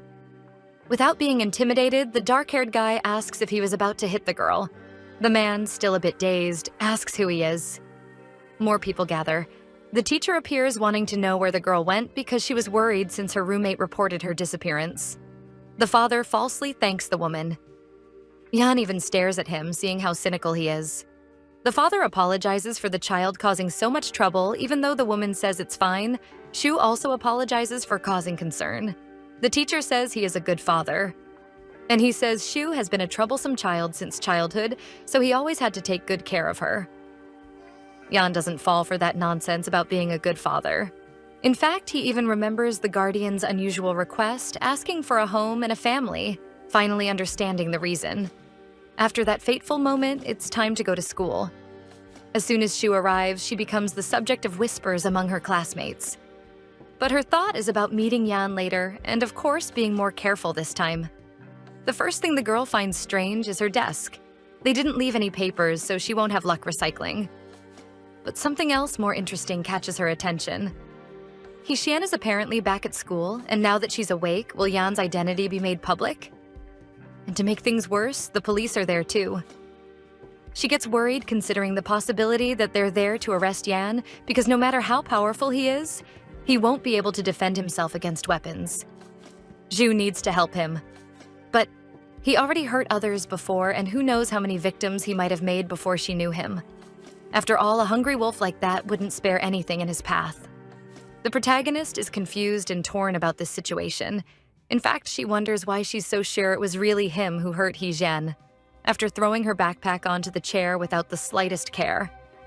Shu immediately runs outside, and then barges into the logistics and engineering room without any ceremony. When she opens the door, she desperately shouts for the wolf. Yan is super calm, lying on the couch reading an apparently old newspaper with a photo of Shu and her father with the headline, Kyushu, Philanthropist. The dark-haired guy already tells her not to scream since he heard her footsteps from miles away. But the girl doesn't care, and, euphoric, starts talking about the day they met and asks if he was really the one who attacked her classmate. Yan plays with her, asking, "What if I was? What if I wasn't?"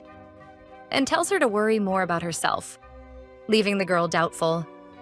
Feeling cool, Yan talks about how the whole school is gossiping about Shu sneaking out in the middle of the night to meet him, which only makes the situation worse, while the protagonist asks him to stay calm since it's her first romantic scandal. The wolf turns red like a pepper and asks if that's another thing for him to deal with. Shu surprises him by denying it.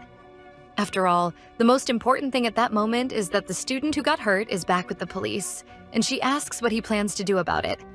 What could happen is that he gets punished for attacking others and still has his identity revealed. Shu is extremely nervous waiting for his answer, and Yan notices that. The guy agrees that his species cannot be discovered by humans because they would be taken and used as lab subjects in experiments. Besides that, if they start an investigation, it could turn into a serious conflict. He looks at the girl and asks if she wasn't the one who started those rumors about transforming into a monster. Shu says she'll tell everyone that she really has mental problems, and that when she panicked, she started saying nonsense. And even though Yan saw him, being the only witness, they might not fully believe her. Yan smiles and says, "Really? I thought you hated it when people gossiped about you." The guy doesn't want the worst to happen to her.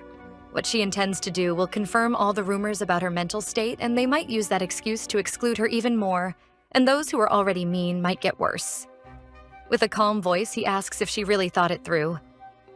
Shu says she can't change what they think and she'll use it to her advantage. Voices are heard outside with the police looking for the witness. The wolf says, "They're here, so I'll leave our secrets in your hands." The door soon opens. Shu tries not to show her nervousness. The teacher guides the police to the man they're looking for, and finds it strange that Shu Ting is there, wanting to know the reason for her presence. More people enter the room, and outside the students are curious to know what's happening and about He-Jian's return. Shu, as the guardian, is the first to speak, saying she's there as a witness of that day. But no one pays attention to what she says. A woman goes to Yan, thanking him a lot, saying the police told her about signs of an animal at the scene, and if it weren't for the dark-haired guy arriving in time and scaring it away, her daughter might have lost her life.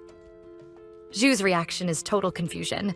Yan is being placed as the savior, which is confusing. Since that day, he said he didn't eat his shen because he wanted to hear the prey scream, but apparently it wasn't him the whole time, and the protagonist thinks he only said that to scare her. Meanwhile, the classmates gossip about what they hear, and once again, Shu Ting gets labeled a liar since she shouted to everyone about the wolf, and they even start believing she did that to disrupt the investigation because she had problems with the other girl. Once again in her life, she's alone while everyone accuses her. However, she isn't intimidated and makes it clear she's listening. The others defend themselves, saying they're telling the truth, and the blonde next to her tells her to calm down, reminding her of the day the light almost exploded on her head. Zhu just ignores it. After all, there's no good way to explain it. Who would believe in an animal turning into a human? In the end, it was just gossip, and for her, it doesn't make a difference anymore. But this time, the protagonist isn't alone in this because Yan confirms he saw the same thing, leaving everyone shocked and the girl confused. Yan then begins. "It was so dark in the forest that I couldn't see anything clearly, and I could barely keep my eyes open against the wind. There was blood all over the ground and echoes of a beast's howl. In those conditions, it's perfectly normal to misinterpret what you see. The guy says they really looked like humans running between the trees. And that Shu must have been scared too. Actually, she's impressed by how easily he can lie to the point of blending it with the truth so well that you can't tell where one begins or ends. The girl feels as if the weight pulling her down was lifted thanks to Yan. The surprises don't stop there. This time it's Hezian who tells her version, saying that Shu was trying to help her even in that terrifying moment, and that based on that, she doesn't believe the other girl would seek revenge over a personal conflict. The problem is, when did Shu help her? When did that happen? Xian says she was almost unconscious and that she heard everything. The girl explains that the monster gave Shu a choice, that she would be let go in exchange for being devoured, but she refused the offer. Because of that, the girl thanks the protagonist. Shu is speechless and doesn't understand why the other is shouting. Yan joins the conversation and says Shu deserves a proper thank you. The protagonist looks back. The wolf is carrying something. Then he reveals a dramatic thank you written on a tapestry and says he was also saved by the girl. Yan gives his version of the school trip, saying that when he was on his way to the bathroom, she stopped a thief who was following him, and that despite the danger, she did everything to save him, getting hurt in the process, and even says he has a witness. Shu is surprised about the witness and wonders if it's because he lies so well that the wolf manages to live among humans. Anyway, the dark-haired guy thanks her, thinking about the facts it's not a lie about being saved. He just had to change the story a little. That revelation creates more chatter among classmates, surprised that Shu was telling the truth all along and didn't do anything wrong. Yan smiles at the girl, who looks at him enchanted. She looks away slightly blushing and says, "You're welcome." But she's still a bit confused about the situation. Shu becomes the center of attention, with people thanking her and others wanting details of what happened. And the teacher intends to spread her good deed to everyone. But the girl is hoping that doesn't happen because she can't afford to be exposed. Soon the commotion passes and she's free. Shu pushes a trash bag to open a path, hoping no one saw. Her plan is to meet Yan after it gets dark, and until then, she'll sell the bottles she collected. When she looks around, her bag of bottles has simply disappeared, leaving her incredulous that someone had the audacity to steal a bag of trash. Looking around, she spots it in a corner. When she gets there, she finds a dog carrying her things. It's a dog staring at her with an unfriendly look. With a cute voice, she asks the little animal to give her bag back, not noticing someone approaching from behind. The stranger calls her and says, "You smell delicious." Shu turns around thinking it's some kind of pervert, but she finds a human with a large tail. The stranger asks why she's stepping back and if it's because she's afraid. She keeps her distance since he might want to devour her after saying she smells good. Shu keeps stepping back, but ends up being stopped when she steps on her pile. Looking back, she sees that dog, who apparently is also involved in this. The man approaches and says it's just a trash bag and whoever finds it keeps it, that she'll only get dirty carrying that around and her parents won't be happy either. So he suggests she hand it over, and in return, he'll buy her a drink. Cornered, the protagonist wonders if it's going to be like last time with the Mothmen. Meanwhile, the stranger keeps offering her drinks, suggesting coffee with milk or fruit tea. A plate flies past the guy. Both he and the dog run after it like they're playing frisbee. This is her chance to escape. The one who catches the disc is the weirdo, who notices something. He goes up to her asking if she's treating him like a dog. Shu lets him keep the bottles while she grabs something. Even though she can't stop trembling, she stands firm and tells him to stay away, or she'll scream and expose his identity. Besides teasing her, saying she looks cute when she's angry, he asks if she thinks that simple broom will stop him, once again asking her to leave the bottles aside and inviting her for a drink. Shu's response is a broom smack. That's for bragging that her super powerful tool was useless against him. The girl gives him a few more good broom hits for calling her cute and for trying to eat her, making him regret it and apologize. A voice behind her asks, "Already done venting your anger?" It's Yan, impressed by how much energy the girl has and saying he won't have to worry about her endurance during training. Shu only has 2 questions. When did he get there, and why does he always show up out of nowhere? With a smile, Yan answers that he was there the whole time and that he enjoyed the show, since he likes seeing the scared look the girl makes, leaving the protagonist angry because he's so mean. Yan notices that the 2 of them are trying to sneak away and surprises them since he didn't give permission for that. Then he calls them back because he has some questions to ask. While watching the dark-haired guy, Shu finally realizes that her body has simply stopped trembling. Back to Yan, he asks the two if when he allowed them to stay in his territory, he said they could steal bottles from girls. And even though they're shaking in fear, they manage to answer that it was for the grandma who took them in, and they also confirm that they went to the police as requested. Yan, who was listening to everything, remembers the invitation to have a drink and says, "Since you're alone, how about I take you out?" Scared, the two deny it, saying they were wrong and even apologize for it. The two had called Yan brother-in-law, and when apologizing to Shu, they call her sister-in-law, leaving the girl red like a pepper. Yan kicks the two and irritated asks if they're blind since she's just a child. Hearing that makes the protagonist thoughtful about how apparently all these creatures have a very long life expectancy, making a human's lifespan almost insignificant in comparison. And she wonders why she keeps thinking about this kind of thing lately. Shu calls Yan, thinking he turned into a shrimp from being so red.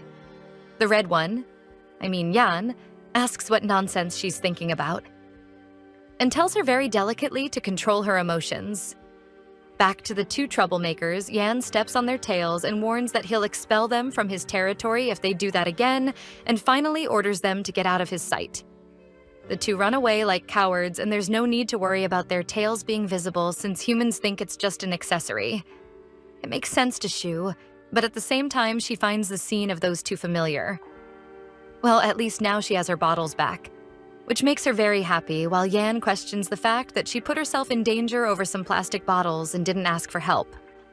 But Shu couldn't, not when that could put their identities at risk. Then everyone would be in danger without exception.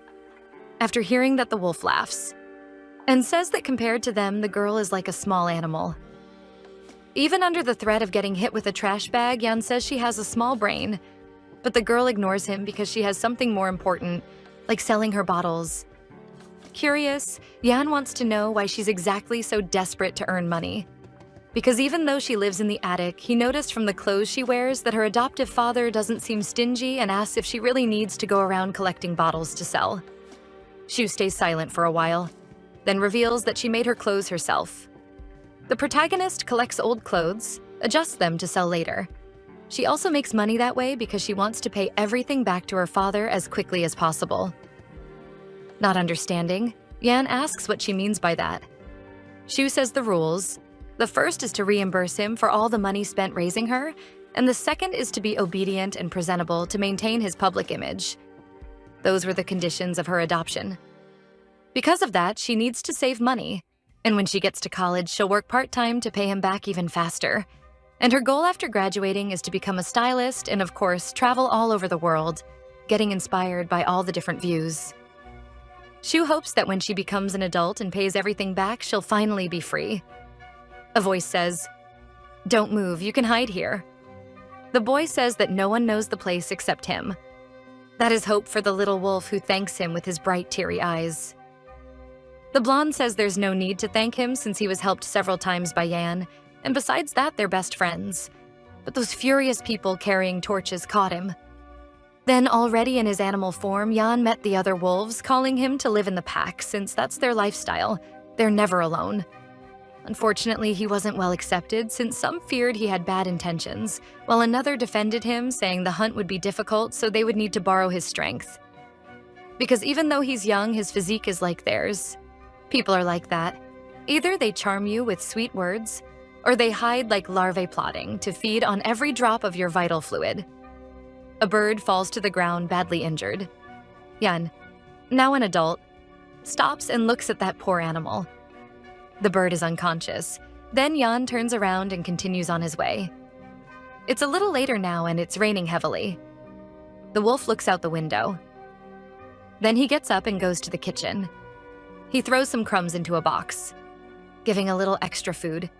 Yan ends up getting pecked. We find out that he rescued that stubborn bird, which, even trembling, flies up onto the guy. Transformed into a wolf, Yan grabs it, asking irritably if it wants to die. Then he puts it back in the box. He doesn't care much, just waits for the rain to pass so he can make a barbecue. The wolf then leaves. The bird just rests in its box. Maybe I'm a little crazy, but this reminds me a bit of Shu. Yan comes back drinking water, and when he finishes, he notices something and tells the animal to stop staring. And at that moment, the thought of fattening it up a little crosses his mind. He throws in a bit more crumbs, making the bird happy. While he cooks, the little bird watches Yan. It gives a few hops in the air. That way, it manages to reach Yan and land on his shoulder, then deciding it's better to use his hair as a nest. Yan ends up accepting it, planning to let it grow a little more so the taste will be better. With this new companion, he goes on with life. At another moment, Yan is surrounded by another pack seeking revenge for him having eliminated the others and making it clear that it wasn't hard to find him. The dark-haired guy provokes them, saying that's because they're a group of trash. Angry, the leader orders the attack. But before Yan moves, something rushes past him. His new friend is the one who attacks, going straight for the wolf's eye. The guy is impressed because all he did was give it a little food and a bit of sympathy. To him, it's clearly a weak and stupid creature. At that moment, Yan thought only one thing, that it could only be a gift from fate. Back in the present, the wolf smiles, which doesn't go unnoticed by the girl who questions that suspicious smile. He doesn't answer, just gets close to her, surprising her.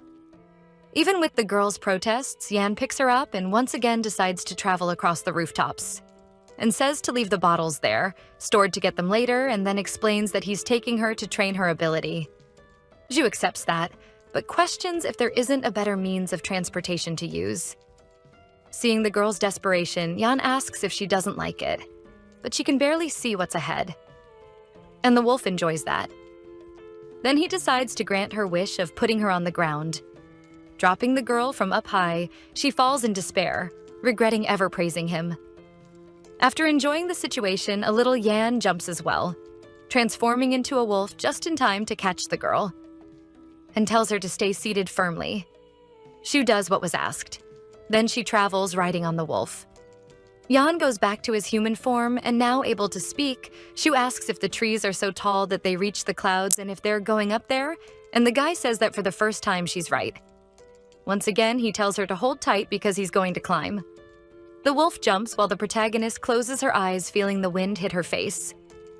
She has no idea what's happening, but suddenly feels the air unexpectedly cold and very foggy. Maybe they're already passing through the clouds. After a while, Yan tells her to open her eyes and she already feels the weather warmer. She opens her eyes and is enchanted by what she sees. Discovering that above the clouds the sun is rising, gently Yan asks, "Is this the kind of view you would travel to see?" She is surprised and enchanted at the same time that he brought her there just so she could have this view. Taking advantage of the moment, Yan has a request. That she scream when she's in danger, that she call his name, and then he will appear. He says they still have an agreement in progress, so he will keep her alive until it's fulfilled, but he promises nothing after that. Yan sits down and calls the girl to join him, explaining that this forest is the meeting point of his clan where humans normally cannot enter, and also where their energies are more concentrated. Shu feels that her emotional state has been unstable lately, constantly shaken. Meanwhile, the dark-haired guy tells her to stay calm. Because she needs to learn to feel it, the protagonist only notices that he's blushing once again. But she's interested in knowing if he's blushing too, and what's wrong with her lately. What's happening with her feelings that are so messed up? The girl thinks. If her emotions reflect on his body, then can he also feel the beating of her heart? Yan calls her, asking if she's paying attention. Shu isn't. Her mind is taken over by something else. Worried because she wasn't like this before and she doesn't want the wolf to know about her feelings for him. Meanwhile, something flows through the forest like a magical drop. At the very least, she doesn't want him to turn around and look at her. The animals can feel the ground trembling slightly. The clouds split and it's the most beautiful sight to see.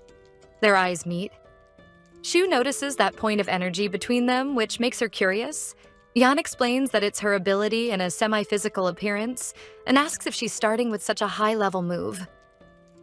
The small energy in her hand looks a lot like a crystal, and it surprises her by growing bigger. Shu wants to understand this ability. Yan asks to take a look. Suddenly, a point of light appears on the girl's fingers and takes over her completely. Everything darkens until the light returns, and on the ground there's a child with wings like an angel. The child opens her big blue eyes to the world, closing them again when bird feathers begin to fall on her face. She sits up trying to understand what sound she's hearing, then decides to stand up and look for where it's coming from. Apparently it comes from the tree. There's also something inside, and whatever it is, it's very loud with many people talking at the same time, but she can't understand any of them. Behind the child is Shu, who doesn't understand who this little creature is or why she's there. The little girl turns and smiles at her, extending her tiny hand. Shu asks who she is, but the unknown girl ignores her, holding her hand and taking her somewhere else. Even so, she insists on asking about the place. Getting no answer. The protagonist notices that the two look too much alike. However, the girl doesn't have the same scar as hers. The child points to the hollow inside the tree, where that large crystalline formation is. The sound coming from there is like a heartbeat, making Shu think that this must be the one Yan is looking for. It's a beautiful heart, and she wonders if giving it to the wolf will make everything end. Distracted, Shu touches the ground, but soon pulls her hand back after a different sensation runs through it. It's as if the earth is breathing. This mix of heartbeats and breaths is proof that the world is alive. Suddenly, the crystal cracks, making the protagonist think she's unlucky. The crack keeps growing, and the crystal explodes, sending its pieces flying and almost hitting Shu in the process. She looks at the girl and notices she's crying and doesn't know why. An energy passes through Shu's eyes, making her turn around and notice something behind her. Who is this, after all? The unknown figure wears a black cloak, gloves, and a strange mask as if he were death itself. And at his feet, there are many people fallen. He approaches the girls, bowing before the little girl, and Shu wonders if his action is to pray, to wish, or even to ask for forgiveness. Whatever is happening there is flooding her body with a suffocating pain. The little girl is also struck by some kind of feeling and cries. Shu is confused, trying to understand whose heart she's feeling. As for the unknown figure, he is trembling as if his body were convulsing. Maybe just like the girl, he might be crying? That makes the protagonist curious to know the cause of their suffering. She has so many questions, after all. Why is she there, witnessing all of this? The same energy running under the skin of those two is also in Shu and in the whole world. Shu hears something. An ethereal voice. A voice so gentle that it draws her in. That voice says, "You're back." And as if it knows her very well, it says it's been a while since it saw her. The voice continues, "Come, my little bird, you will always be part of me." Shu is flooded with words. Her body and mind are separating and she can't control it. She's being pulled into the hollow of the tree and disappearing into it. It's as if her pieces are breaking apart into small birds flying away. Suddenly, something cracks. Its pieces begin to fall slowly. And from there, a hand comes out and grabs her. It's Yan, and she didn't even need to call him for him to appear. The wolf shouts her name, asking her to wake up. A voice asks everyone to go back, and calls for Shooting, who finally wakes up. The protagonist looks back, wondering if it was her who called her. The little girl makes a gesture as if asking to keep the secret between the two of them. Awake in the real world, Shu can feel her body slowly returning. To be honest, being in that place had only been making her afraid, but at the same time, she felt peace and vitality. In that strange world, she could feel everything, like the leaves swaying gently and the birds flapping softly. She also felt the movement of life inside herself. It was a strange and new experience. For a moment, she wasn't herself, but everything that was alive. Realizing she's finally conscious, Yan says her ability is space, which clearly leaves her completely confused. Then he explains that she created her own dimension, and now we have our Wanda Maximoff. But getting back to the story, Shu is surprised that she did that while they were watching the sunrise. Yan now understands that's why the fragment reacted to the bandage, but not to her. An object that comes into contact with the girl naturally carries her energy, and that's how the fragment felt it once it left her, while Shu's own energy was blocked by her space. Curious, the dark-haired guy asks what she saw in that world. Now he can understand why she was chosen, and says they need to find the heart that must be inside that created space. The thing is that it has already been found, and Shu wonders if she should tell him. However, the little girl asked her to keep it secret, which makes her think that means Yan might hurt her. Suddenly, she's surprised by the wolf covering her mouth, asking if she knows, saying that her eyes start moving quickly every time she's up to something, and once again demands that she say exactly what she saw. Yan is scary, demanding that the truth be told. Otherwise, there will be consequences for lying. The protagonist promised she would help him, but she's conflicted because that little girl told her to stay quiet, and now she doesn't know what to do. At the same time, she doesn't want to lie to Yan, but she also wants that child to be safe. There's only one way to escape this conflict. She chooses to avoid the choice by pretending to faint. Yan catches the girl before she hits the ground and asks if this is really serious. The guy finds it very suspicious that this suddenly happens right now. He pokes her to see if she reacts, and Shu tries to control herself, turning red like an apple.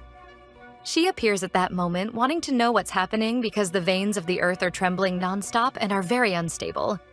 Shu keeps pretending, but still needs to stay strong since she's feeling tingling from the tickling.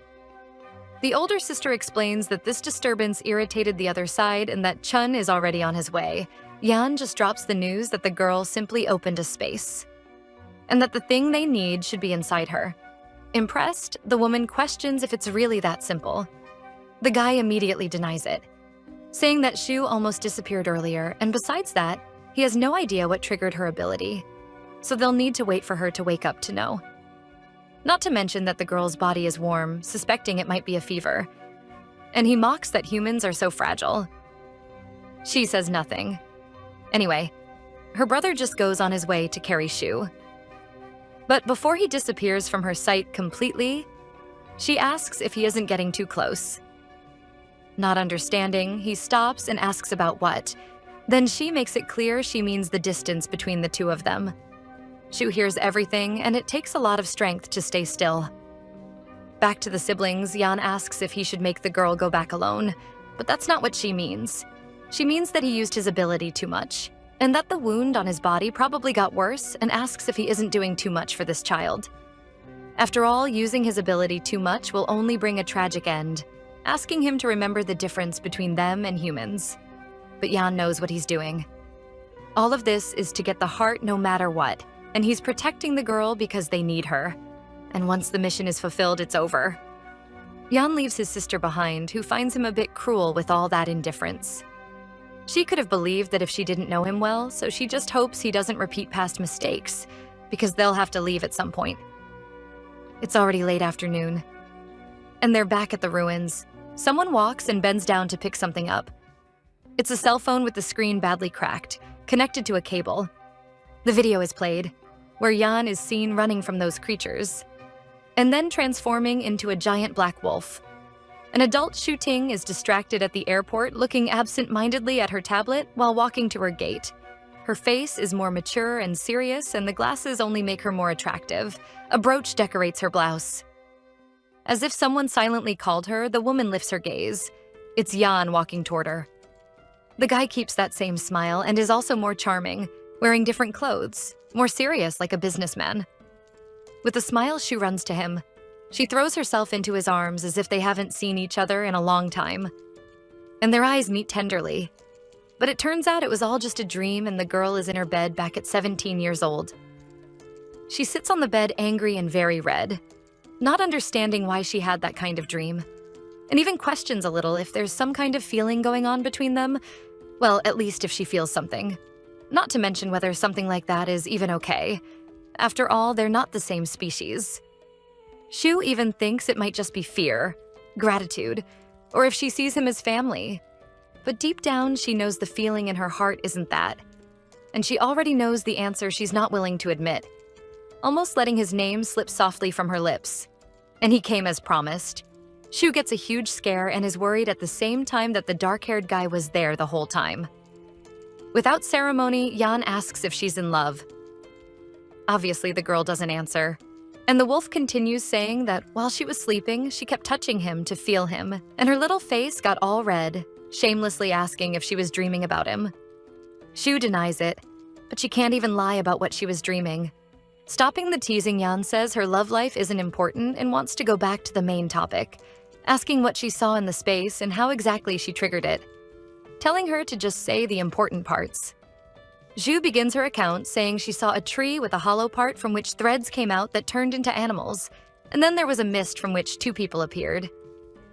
As for opening the space, she reveals that when he brought her to see the sunrise, she felt very happy, something she never had in her life. Unfortunately, the girl can't tell the most important parts, believing she must be able to open that again, and when she sees that child, she'll make sure to ask her everything, and when everything is clear, then she'll tell him. That's all he needs to hear. Yan says that every day after class, they'll go to that place to learn her ability, which makes the girl question if there's still something to learn. Yan answers the most obvious thing. Of course there is. Did you think something like that would be so simple? Anyway, there's nothing more to do and the wolf is already leaving. But before going, he makes it clear that her private life is her private matter. Shu doesn't even let him finish, making it clear that it won't affect their relationship, and that's all Yan wanted to hear. He leaves, leaving the protagonist with the feeling that he only sees her as someone useful for his plans. The girl is in panic over this love. This unrequited love. Besides blaming herself even though she didn't do anything wrong, well, none of that matters since he doesn't care at all. Suddenly, Shu is surprised once again by his call. Yan is back, curious to know what the guy she likes is like, with the intention of observing him as a duty of a family member. Zhu is quite surprised that he really wants to know, but of course, she'll deny that she likes anyone. Only Yan doesn't intend to give up on that since the girl not only touched him, but also hugged him, and even teases asking if she didn't notice, and that he should have used that device humans call a cell phone and taken a picture. Getting very close, he asks why she's lying. After all, how could he not notice something like that when they're together all the time? At this point, the girl is dizzy from so many questions, but Yan keeps wanting to know if it's the boy who sits in front of her or to her right, and Shu just wants the space to appear again so she can hide inside it and escape.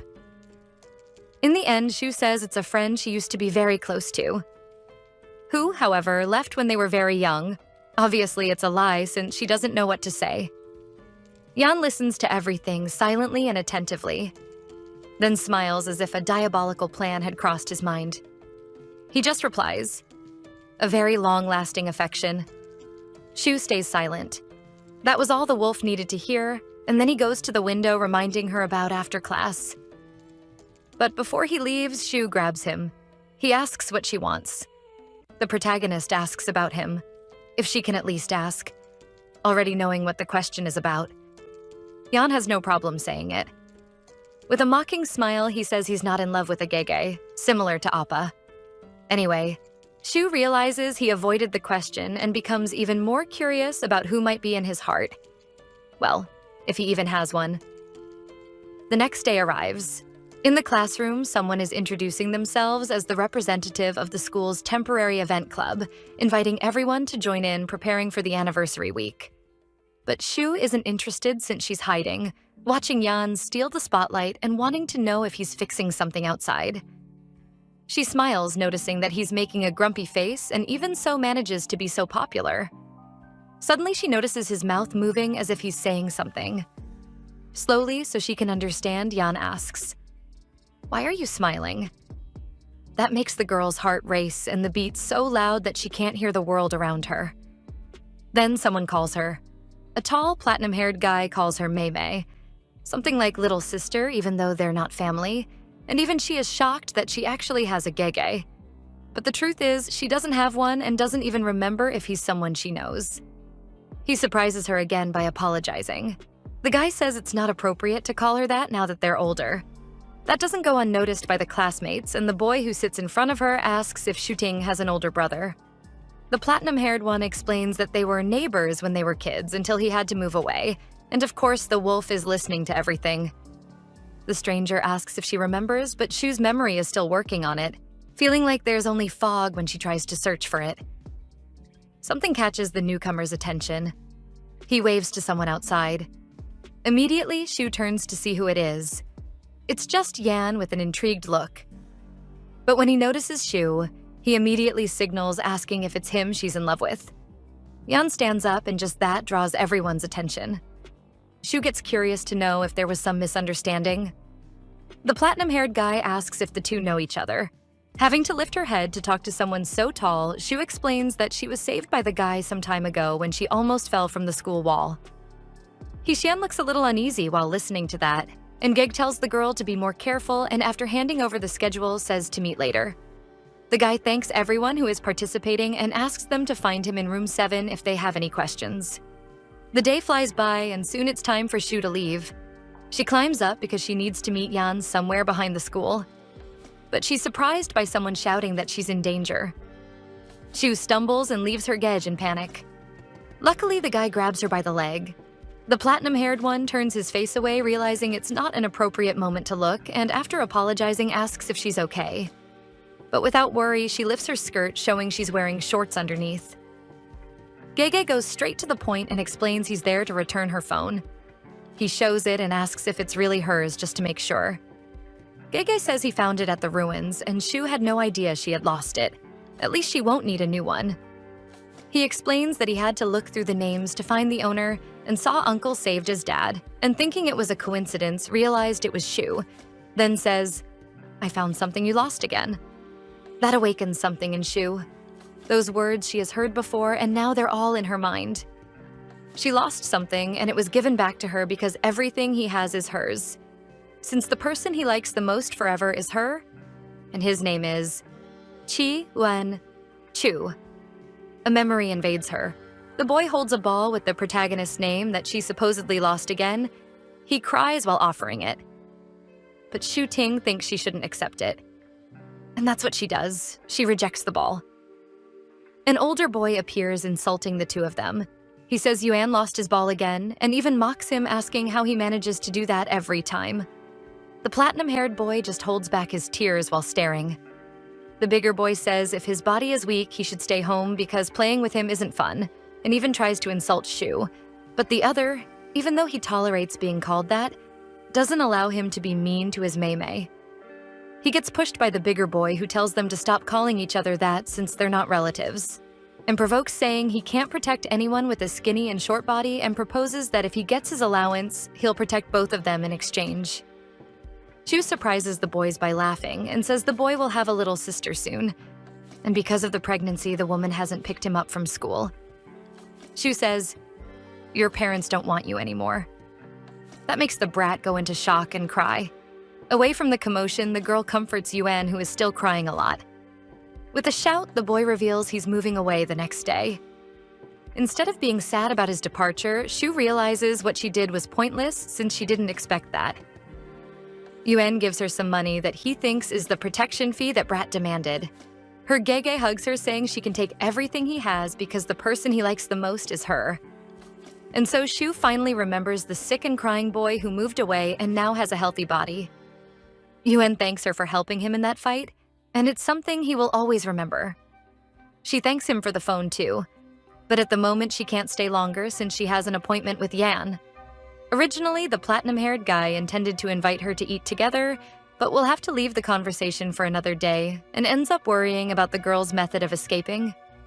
So Shu Ting leaves for her appointment, and very happy because she was worried it would take a while to save money for a new phone. But now she needs to check if she didn't lose anything because of the fall. While scrolling, she finds something that makes her eyes widen. It's the videos from that day, and she hopes Yuanchu Gege didn't look at them. Remembering the boy from the past, she trusts that he didn't do that. Shu presses play on the video. After finishing watching the content, she feels relieved that nothing important was recorded and that the camera app was probably accessed from the lock screen, so there's no need to get paranoid. But what Shu doesn't know is that at this moment she's being watched.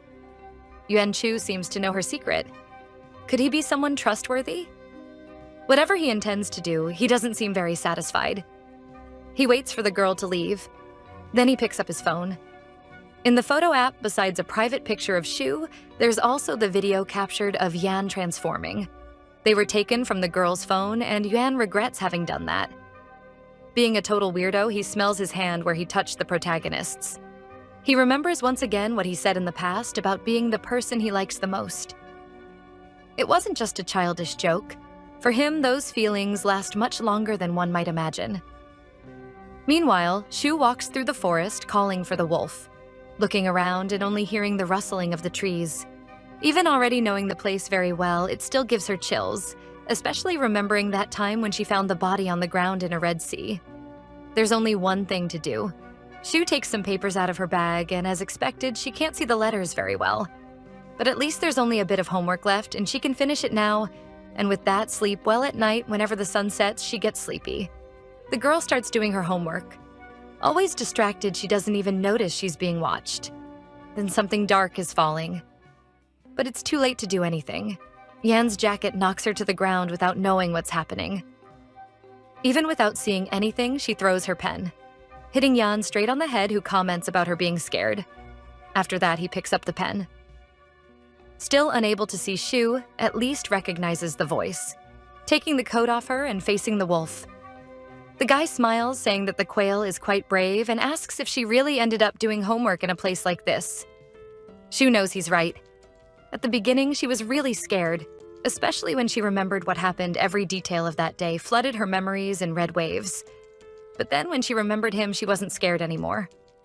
The protagonist says it's because she knew he was nearby, and as promised, she knew that if she called him, he would appear. Hearing that Yan's reaction is to push his coat even more onto her, thinking the girl is really a fool. Yan even jokes that she would help her kidnapper count the ransom money, which she denies. Shu tries to free herself from her prison, but ends up giving up after so much effort. The wolf is too strong to go against. Shu pushed as much as she could, but he didn't even move. And now Yan's scent is everywhere. What surprises her is that he doesn't smell like a dog. Suddenly, Yan releases her while saying she shouldn't trust them, which obviously leaves the girl confused. Even so, she dares to ask if she shouldn't do that even with him. Smiling, Yan confirms. Immediately, a doubt enters Shu's mind. Will he betray her? Which doesn't make much sense, because if he plans to do that, why would he warn her? For some reason, when those words were said, the protagonist couldn't understand his expression at all.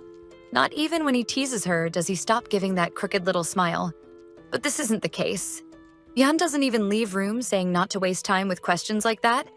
All that's left is to accept it, so changing the subject. Shu hands back the coat that for a while was her prison, and even takes the chance to ask if he only wears that one, discovering that the wolf has a wardrobe, leaving her surprised that people like that really exist. Soon, Yan ends this new discussion and makes a move to carry her, but Shu asks him to wait, wanting to know if just like Yan can fly around, it's possible for her to do the same. If she can do that, she won't need to worry about him discovering some things she can't control.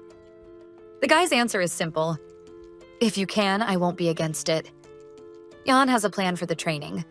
They'll have to cross through the city forest and the prairie, and soon they'll reach the objective.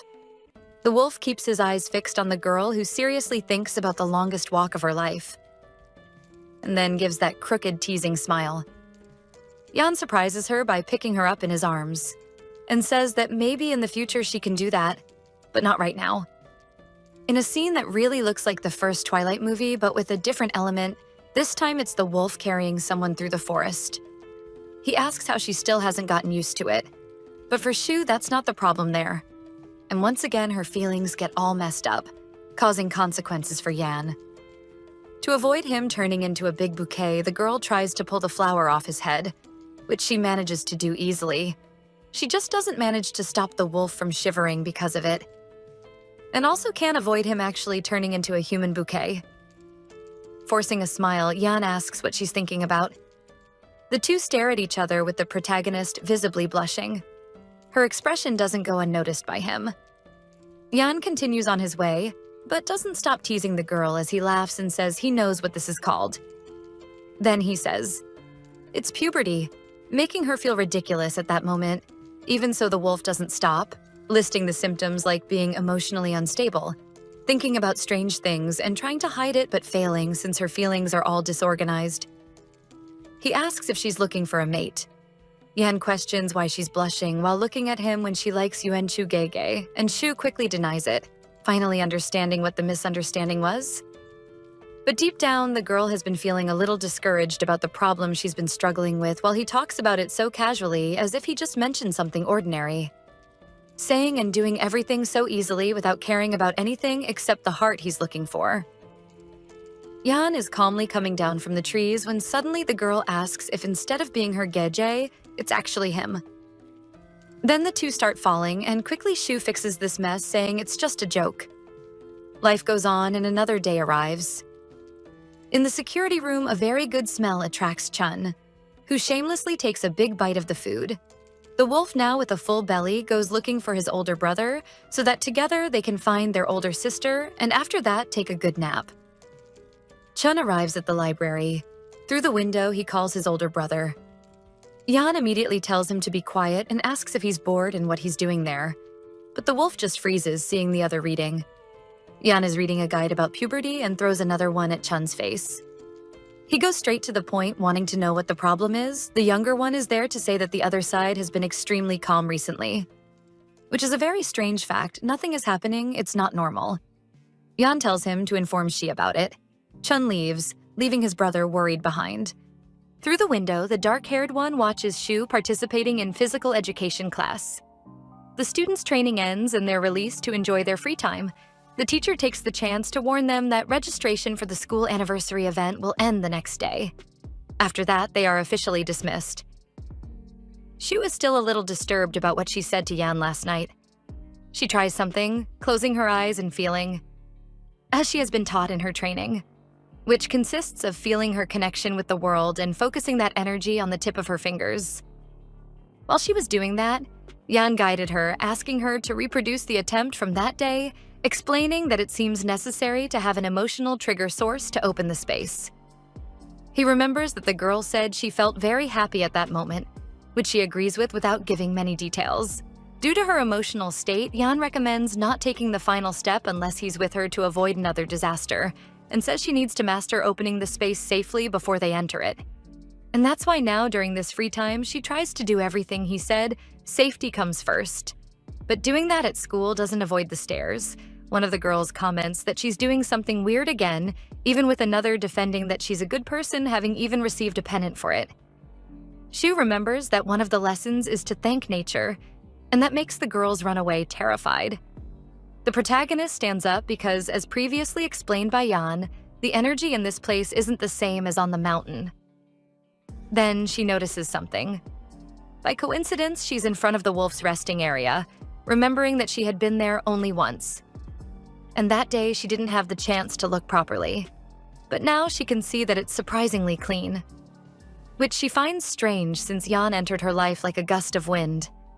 While touching each part of that place, the girl reflects that the strange thing is that she just kept following his rhythm, admitting to herself that she really likes his presence, and then she remembers what she said. The dark-haired one didn't even react. Meanwhile, Yan walks through the corridors as always, being popular and drawing attention from everyone around. He heads toward his classroom, soon noticing something different. Through the door window, he comes across the scene of Shu leaning over the window. She's still calmly touching the desk, until she finally opens her eyes. Shu finally leaves for her class. Yan doesn't have the courage to enter the classroom. In this downcast moment, he notices his shoelace is untied, and he bends down to tie it. It's at that moment that he thinks about that question. At that moment, Yan could only look at her but froze, unable to say anything. He still can't believe it. This girl's brain really works differently. A girl walks distracted in his direction, noticing his presence right away. And it's exactly him she wants to talk to, and she says that Professor Liu asked to bring the microphone. But Yan can only pay attention to the first few sentences because something outside catches his attention. Someone drops an object from the top floor of the building. Leaving the boys in panic about someone being below and realizing it's Shu Ting, they shout for the girl to move. But she doesn't hear, and it might be too late to get out of the way. Yan notices the danger, opening the door and running in an abnormal way. The girl is still explaining about fixing the microphone. When she realizes it, the dark-haired one has already disappeared, apparently having gone out the window. He sees a commotion. The students are gathered, worried about taking the injured person to the infirmary. Nothing happened to Shu because her gege protected her. Even so, there's concern in her eyes as she looks at the boy. Yuan asks her not to worry because he's fine. Other people gather while the one responsible for the accident apologizes, assuring that he didn't mean to drop it. But his apology doesn't stop an argument from breaking out among the others about him not holding it properly, and the boy tries to justify, saying he doesn't know how it happened, and it was as if someone invisible had pulled it from his hand. Yan pays attention to those words. The irritated girl tells him not to make excuses, obviously not believing any of it. But Yan starts to suspect it. Could someone really have caused that on purpose? The argument ends and everyone is worried about Yuan in case he has a concussion or something like that. Meanwhile, the wolf keeps the suspicion. Unlike the teenagers, he took it seriously no matter how crazy it might sound. Shu helps her Gege to the infirmary, asking questions, wanting to know if he's dizzy or anything else. Yuan thanks his Mei Mei, but the girl says she's the one who should be doing that since he saved her from getting hurt. The wolf watches him with a bored look, thinking about how he came as fast as he could and finds it strange that the other got there first, wondering if he was nearby when everything happened. The two are very close and Shu holds him to keep him nearby. It doesn't go unnoticed by the dark-haired one's gaze. Shu is still worried that he might be in pain, but Yuan assures her it's not as bad as she thinks. But that doesn't calm her. The girl walks very fast, anxious to hurry, and asking him to say immediately if he needs to go to the hospital. She's so distressed and distracted that she ends up bumping into someone. Shu looks at who's in front of her, discovering it's Yan, who once again appeared out of nowhere. But thinking about it, maybe she called him without realizing. The girl is pulled out of her thoughts. Yan kindly offers to take Yuan to the infirmary, and the platinum-haired boy asks if he's the person who helped his Mei Mei before. The wolf says he's surprised he remembers since they only saw each other once. He says he remembered because Shu told him about his help and thanks him for it too. At that moment, the girl just watches, noticing that, as expected, her Gegja remains attentive, while Yan always wants to make it clear that he's different from humans, so she didn't expect him to get involved in this situation. But as they say, you shouldn't judge a book by its cover. Deep down, he's a good person. Yan suddenly bends down, leaving everyone confused and Shu completely shocked. Because she understands that it's what he always does when he's going to carry her. Is he going to dare to do that in front of everyone? It's just a habit, however, that didn't stop the girl from reacting badly to it, leaving Yuan worried. Yan bends down to tie his shoelace, and Zhu pretends to stretch while everyone around is confused about what just happened. At the infirmary, Yuan gets scolded for being reckless. After all, if it had been closer, he would have needed stitches. The nurse tells him to stay there for a few minutes, and if he doesn't feel dizzy or nauseous, then he can go back to class. Taking advantage of Yan being there, the woman asks him to check the storage fridge since she felt something strange when she went to get the medicine, as if it wasn't cold like it usually is. As he leaves the room, the wolf can hear Shu asking her Gege how he feels and telling him to say immediately if anything feels strange. Before closing the door, he hears something that catches his attention. Yuan Chu says, "Shuting, finally, you're talking to me," which doesn't make much sense to the girl since they talked earlier. He says it was just something quick, and soon they had to say goodbye. And it happened more than once. Remembering those occasions, the girl understands that he's right. Yuan Chu says he came back recently, and because of that, he still doesn't have many friends, and says he hopes the two of them can start talking again, otherwise he'll end up alone. For someone passing by, at least, it wasn't hard to touch Shuting with the fact of having a friend. Gege asks several questions about the school, like which cafeteria has the best food, and talks about the problems he faces, like getting lost in the lab building, and because of that, he'll need help. Yan, who follows the nurse, keeps his ears sharp. He even hears them exchanging contacts. Noticing that strangely, the newcomer said everything Shu wanted to hear. On the way, they are stopped by a student, who received the mission of inserting the names from previous years into the records, and since it's a lot of work, wants someone else to help. The nurse doesn't know what to do since the ones who knew how to handle it already graduated. An idea crosses Yan's mind, so he calls the girl. But anyone who thinks the boy volunteered to help is mistaken. Shu at the moment doesn't understand why she was taken out of the infirmary to help with that, and brought there for some reason right when her Gege had something else to say. That alone is strange, since no one ever asks her for anything. The girl draws Shu's attention first, thanking her for agreeing to help. They have a lot to do, and because of that, they'll have to split it after explaining how things should be done. For some reason, the protagonist is very happy. Aside from almost getting hit on the head, everything else is going well that day. She hears whistling. Looking out the window, she notices Yan passing by. Impressing the girl with his dedication, it's as if he feels unexpectedly human, not to mention in a good mood. Meanwhile, Yuan-Chu is still in the infirmary. A sound from outside is heard. Then a crow enters the room. Without meaning to, it bumps into the cup, and it's inevitable that it falls. Unless a miracle happened. Like Shu somehow magically pulling it into her hand, he says it's not common for the bird to miss its landing. The platinum-haired boy thanks it for sending the video, aware that it must have been tiring.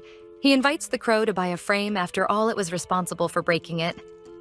After classes, Shu hurries running through the hallways, carrying a bunch of papers that she needs to return to Lin in the health room on the 3rd floor. She heads toward the place, until she stops when she hears someone talking about giving something to Yan. It's a bunch of snacks that the friend says he probably won't like since he's not like the boys in their class, but the other doesn't care since she prefers more mature guys. Not to mention they don't even know how old Yan is. At least Shu knows, they can't be sure about that. But even she doesn't have an answer for that, or even for other questions like if he grew up happy with his siblings, what he eats, or even if he's going to eat those snacks. Even if it sounds strange, she wants to know more about him because that's how people get closer. But it's impossible to ignore that Yan seems to create a distance between others, and her not too far, but not too close either. The girls keep talking about how scary he is, that his gaze is almost like a wild animal looking at its prey. However, that one time when he defended shooting, his gaze wasn't scary at all.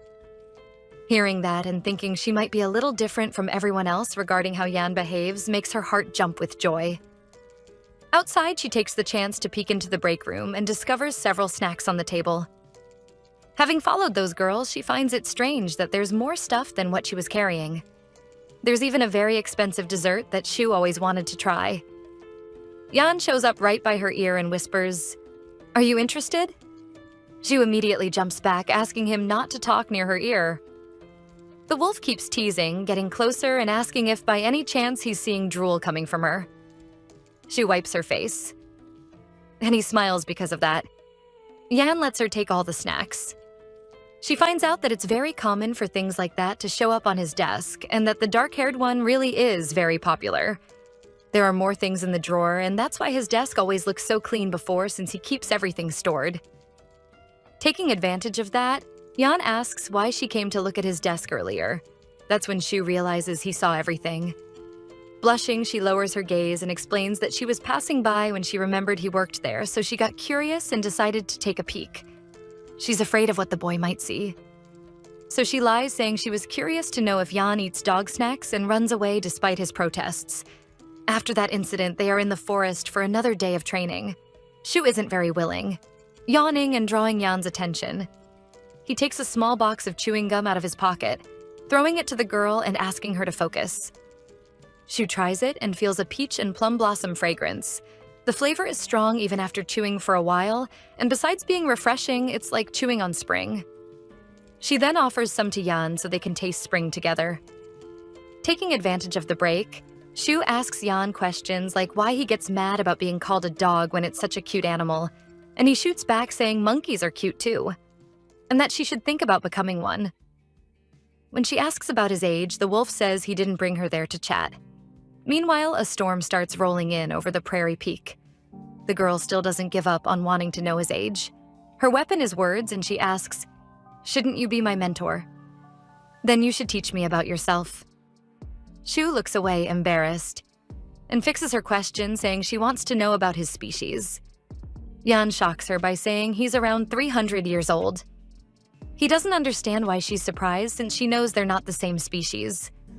Zhu knows he's right, and also believes it's not a big deal, and that she's prepared for it. One thing to think about is that 300 years is enough to consider something ancient. Then a curiosity appears. How does he keep that appearance? Yan teases her by pushing her head and asking why she needs to know, and that she's too young to worry about that. While doing that, Yan thinks about something. Doing this to her is like petting a quail. Now he understands why humans like doing that to cats and dogs. Yan surprises her by answering that it's because he doesn't have a heart. After all, appearance is just a form of existence. The wolf explains that when they reach adulthood and have all their abilities, they can keep the same appearance forever, just as they can change it. Looking older is easier but consumes more energy, so the best choice is to stay the way they look when they reach adulthood. A doubt pops into Shu's mind. Since he can choose his own avatar, is that why he wasn't naked when he turned into human form? A very bold and articulated question. Now she wants to know about the pointed ears he had the day she saw him in the forest. Explaining that they have sharper senses than humans as well as stronger bodies than a normal animal. So there's a difference between their species and the animals people are used to. For example, they have much better smell, hearing and night vision than humans, and a body stronger and more flexible than an animal. Shu thinks that's the coolest thing ever, and asks if she can do it too. Yan tells her to keep dreaming after all.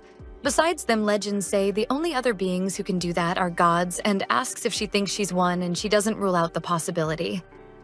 The wolf tells her to stop dreaming because her energy is human. She doesn't give up, and noticing Yan has never seen a god, asks how he would know if a god's energy and a human's would be different. And what if they're the same? Leaving the dark-haired boy without answers for a few seconds. He tells her not to worry about a thief. And besides, it was because of that statue that they got involved, and that the focus right now is mastering her ability. Yan even guarantees they can talk after the space is opened safely. After some time meditating, Yan notices that same energy flowing between Shu's fingers, praising her for the good job and asking her to take a look. Shu hadn't noticed before, but now she's enchanted by the little sparkles in her hand, and this one is more stable than the other attempts. The protagonist had never looked closely before, but in that energy line, there are many little birds. She also feels her fingertips tingling, just like her heart. She finally understands which energy the wolf means. It's the same feeling she has with those birds and that child. So she has many questions about what those things are, and if they're related. Shu is so lost and enchanted by it, Yan keeps guiding her, telling her to focus on feeling the energy and let it become part of herself. He asks her to manipulate the size, like that time. Yan tells her to focus on doing it. He gets closer and says, "No matter where you go, I'll bring you back," giving her confidence not to fear anything because the more relaxed she is, the safer she'll be, and encourages her to think about something she wants. Then asks if there's something she desires. Hearing that, Shu looks away. Even though there is, she thinks about something. Then surprises him by asking if she can be a little selfish. This time, Shu is the one who gets closer and says that if she succeeds, they'll go for a walk together. Just the two of them. The girl explains better, saying he's always encouraging her with her abilities, and she hasn't even had time to collect bottles recently. Yan looks suspicious that she wants his help to collect them. Leaving Shu a little disappointed that's what he understood from her words, it's not like the protagonist made her real intention very clear either. It starts to rain, and Yan thinks it's the perfect moment to end the training and tells her to bring an umbrella next time. As usual, he carries her, making the girl call him insane. After all, it seems like the word rest doesn't exist in his dictionary. Yan jumps between the trees. Meanwhile, Shu notices something, asking what those glowing dots are. They're magical beings just like him. The boy explains that those creatures attach themselves to other creatures, imitating their way of life, and they like to come out when it rains. Shu is enchanted watching the scene of the beings and animals jumping together softly in the air like fairies. But a warning, she must never touch them. Yan explains better that each being has a different way of living, and some of them are fatal to her. The wolf keeps jumping between the trees. But the conversation isn't over, and now Shu has several doubts. Can they turn into humans? Can she keep one as a pet? Are they like jelly?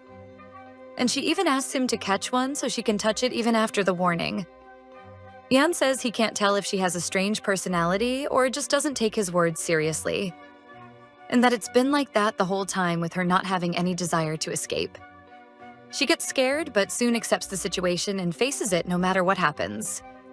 Hearing that makes her a little shy, but gathering courage, Shu says that no matter what happens, instead of being afraid, she prefers to do something about it and maybe find something interesting. In the middle of the rain, she looks at him and asks if he hasn't already found something like that, just like the sunrise that day, revealing it's something she'll remember for a long time. Yan says nothing, as if there's a knot in his throat. His hand hesitates as it slides down to the protagonist's waist. It's just a new way of carrying her, and he decides it'll be like this from now on. Finally, at his house, the news he gave shook everyone, even making the older sister spit water on Chun. For she, the proposal is definitely a date, and she asks if he agreed to it. But Yan shocks them again, saying he accepted. The woman asks if they're having fun playing house, and if they've already defined their roles in it. She thinks it would have been better to tie the girl up as soon as something went wrong, because forcing her would be safer than what he's doing. Annoyed, she asks if her brother is even listening. Yan seems unconcerned while taking off his shirt. The only thing he asks is, tie her up and force her to do it. She doesn't care about the methods. After all, he has no idea about the situation they're in. In the middle of this serious discussion, Chun interrupts to talk about the flowers that usually grow on Yan's head, huge bouquets and sometimes with vines and branches. Getting kicked while the two say to each other, "Your little brother." Chun shrinks himself, deciding it's the best time to go patrol. But back to the discussion. Very irritated, she says she's waiting for the day Shu confesses and makes it clear that no relationship between them and humans can end well, and also reminds him it's very unusual for him to accept that date. For Yan, it's not about that. He only accepted because he's trying to make the girl happy. He has a 3-day deadline for her to create the space, and then he'll agree. Besides, he knows that the happier Shu is, the greater the chances. Then he asks his sister to stop worrying so much. She gives her brother a long look, then throws a pillow at him, accusing him of being so cunning even for their species, reminding him that when they were kids, it was very hard to stabilize their abilities in such a short time, and asks how he's lived for 300 years and still can't see that Shu likes him. The dark-haired boy justifies that the girl never had a close family member before, making her easily dependent on others. He was ready to use the argument that she should spend more time with people her age. Until he falls silent, remembering that moment between Shu and Yuan in the infirmary. With little enthusiasm, Yan continues, saying that after they leave, it won't take long for the girl to forget them, and then she'll have friends and a boyfriend, with a job she loves and the family she always wanted. She'll be like everyone else in this world and live in peace until the end of her life, while for him it's just something temporary in his long life. After all, how could he be so inattentive? There's nothing more to say, ending the conversation with Yan leaving the house. But she knows that human emotions are complex and a heart can't be easily controlled. Their hearts burn with passion. And in those conditions, they stop following the normal rhythm to match the emotion of looking at the loved person, beating fast when they get excited and in some extreme cases, maybe even stopping from sadness. So, can he really guarantee they'll never be moved by each other? Back at school, Shu hands over the last ball used in physical education class. Her kind work is appreciated since she helped collect them all quickly. The woman says goodbye to her. Taking advantage of still having free time, Shu thinks about looking for a quiet place to practice since the little time she has after school won't be enough. The problem is there are many people on the field. All the classrooms have windows, making it very likely that the hallway monitor would see her. Distracted thinking about a good place, Zhu doesn't even notice the ball coming in her direction. But just in time, without even realizing it, she manages to dodge and even gets the idea of going to the bathroom. It's a perfect place, and it even has stalls. The ball ends up hitting another student. On the field, Hishan watches her, thinking that the girl has always been like this, never knowing if she's doing things on purpose or by accident. All she wants to know is what kind of person Shu is. Back to the protagonist. Her concern is the 3-day deadline she received to open the portal. If only she could remember how she managed to do it that time. She looks at her hands, then closes her eyes, remembering that she felt her heart pound as if she had been struck by a kind of joy, the kind you feel when expectations are met, while hers have always failed. We are taken to one of her childhood memories when she was hurt on the face, and even with the excuse that children always get hurt, someone says that it was because she stole. The boys say she stuttered when they asked, which is a clear sign that she must have felt guilty and lied. But the older woman reminds them that her belongings were found in the lost and found, and tells them to behave because the orphanage director has important guests arriving. Sitting and swallowed by her own silence, later that same day, she overheard the conversation about someone wanting her, even knowing that she couldn't speak very well, and that her reactions and thoughts are slower than other children's. But the person surprises her by saying he likes her. Her eyes shine at that. Curious, she stands up to find out who is the person who said that. A man says, very excited, that there's nothing wrong with her personality, assuring that a loving family can change things, especially since she's so young. He guarantees they can give that to the girl and also says he found her very pretty and truly liked her. Her heart began to warm at the idea of having a family. Taken to that beautiful mansion, even though she was so small, she thought some god had answered her expectations. A beautiful house with a beautiful yard and garden. Then she was shown her room. Her heart was beating so fast. The door was opened, revealing only a simple bed there. Even so, it was the most beautiful thing in her entire life. Enchanted little Shu thanks him and is left there, so that later they could talk about some things. Her little fingers are hurt, but she finally finished her work. Very proud, she looks enchanted at the little bird she made. It's a thank you gift for that man, and she's so excited to give it to him. As she runs toward him, she wonders if she should call him Dad, but either way, she doesn't feel confident enough to say that word yet. Zhu opens the door from where she heard his voice. Inside, there's a press conference happening about how the man's factory baby snacks contain illegal ingredients, but he takes responsibility with a speech saying he loves children.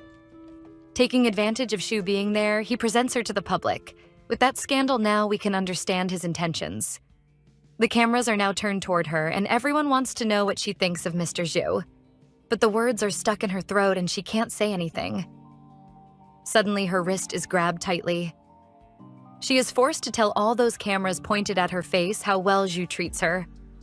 From that day until the end, the protagonist couldn't say absolutely anything. Clearly drunk, the irritated man shouts, asking why she simply didn't say yes. Shu could only apologize. She remembers that day well. She no longer had a father when the mask was removed by the alcohol, and her expectations gave no results. Time passes, and in the middle of the night, the girl couldn't sleep. She was so happy that she got carried away. During that time, she tried to run away once, but didn't realize that adults don't sleep at night. On the second attempt, she wanted to find someone to help her call the police. Zhu stopped her, asking her to behave because she was scaring the woman and her baby. He even took the opportunity to complain, saying being a father is very hard, and that he feels very incompetent for not being able to make this child happy. Even being small, Shu thinks the man should be an actor for pretending so well. But this time, she wants to try one more time. Shu is ready to run away from home. At that moment, the shadow on the ground made her realize something. That she is very small, and there are many things she still can't do, which prevents her from leaving. As time went by, she learned to live there, so she did whatever the man asked so she wouldn't get beaten. Shui loved being praised in front of people. Besides maintaining a good public image, he didn't spend another cent on Shu. That's because he's a stingy man. Even having a lot of money, he didn't like spending it. Shu could go to school and return to the roof over her head. However, he became frightening when he drank. Once, when she tried to defend herself, she ended up making him even more irritated. Even afraid, Shu was smart enough to say that if she had scars, people would ask questions which wouldn't be good for his reputation. That works sometimes, and she can keep going to school and coming back home. If she doesn't ask him for anything, things are even better. Now a teenager, Shu looks at the sky, watching the bird-shaped kites in the air, but the string of hers snapped. She has always felt like she has no connection in this world. Her gaze shifts to the crowd. Seeing parents and children having fun together at this festival, while she is like a weed in a rose garden, alone there. Her eyes fix on people holding hands. All she has left is what remains of her kite. This is how her life has been for days. This is stretched for years, going in circles over and over and always ending up nowhere. Currently, Class 3 is on another field trip. The teacher warns about the short break they will take before returning to the library. Since it will rain soon, they will take shelter first. As always, it's easy for Shu to get distracted, but that's because she heard something. She looks at a bird that seems to glow in this cloudy and dark day. With a sad look, the protagonist thinks about how the animal is free with its wings able to take it anywhere. Shu steps onto the ledge and balances on the railing, then ready to jump and be free like a bird. But a strong gust of wind stops that. The girl is thrown backward. Impressed by it, she feels like it was something intentional. Soon the teacher appears, asking her to join the group. Shu knows the woman is right. She has no idea what made her do something like that. But it's fine. She intends to fulfill her own expectations alone. After all, she feels satisfied when she collects her bottles and earns money from it. She eagerly waits for the week of the year when peaches are on sale. And she is proud of being able to reuse cheap clothes. She has a lot of talent in turning something old and broken into something new and beautiful. Thinking about these things, maybe Shu can endure until the day she can leave all her past behind. At least that's what she hopes. But in the middle of all this, something entered her life like a stone thrown into a river, stirring everything around it. His presence transformed her life. When she came back to her senses, the link between her and this world was in Yan's hands. It was he who fulfilled all her expectations. Her desires and tastes are so simple. Shu loves earning money, even if it's just a little at a time, as well as transforming strange clothes with her own designs. And now she likes her world with Yan. When she managed to open that space, her heart immediately filled with this kind of feeling. Shu is now looking for him. He simply disappeared. Suddenly, she feels the sensation that someone is lurking. When she turns around, she notices He-Xian hiding, or rather, trying to. What is this girl doing there? Did she see something?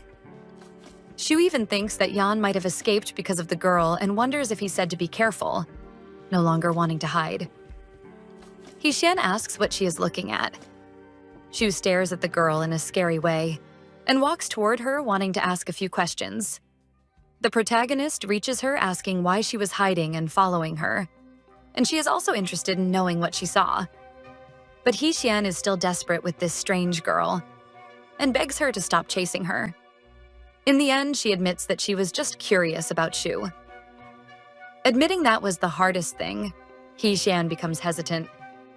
Without looking at her, the girl says they have had many unpleasant encounters before, where harsh words and hateful looks were used, and it all came from her. He-Xian doesn't know what she would do to get revenge on someone if it were her, but she doesn't understand why the other girl never seemed to care. So she wants to know how she manages to stay calm when facing other people's hatred. It's a relief for Shu that this is what the girl is focused on. She remembers what Yan said about a normal person having a stronger reaction to ability users. Well, at least that's not something she needs to worry about. Getting lost in her thoughts makes the other react.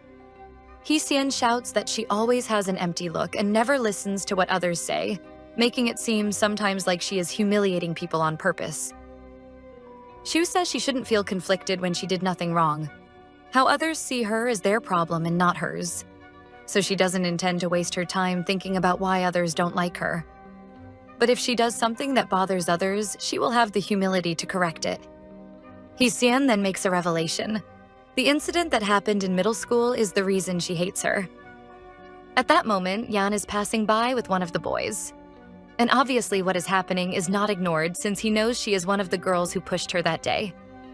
The boy is going over the many assignments they need to do. But Yan asks him to go ahead, giving an excuse that he needs to tie his shoelaces. Of course, that excuse doesn't work because he doesn't even have anything to tie. Which makes the boy more curious, so he looks around to see what caught Yan's attention. But he runs into that intimidating look of an animal staring at its prey, making the boy hurry away as suggested. With his sharp vision, nothing goes unnoticed by Yan, like Shu's father hidden watching everything. In an interesting way, all of Quail's enemies are there. That's it, guys. My heart can't handle it. How am I not supposed to fall for a story like this with that amazing wolf? What did you all think? I covered every single chapter available so far, so please appreciate the effort. Are you shipping Shu and Yan? Even though there's still so much left to develop, I loved the adrenaline in this story and the art is absolutely gorgeous. Tell me in the comments if you're into stories like this too and if you want more recaps in this style. This one is called Back to Spring, and I covered everything up to the latest available chapter, which right now is chapter 58. Kisses and see you next time.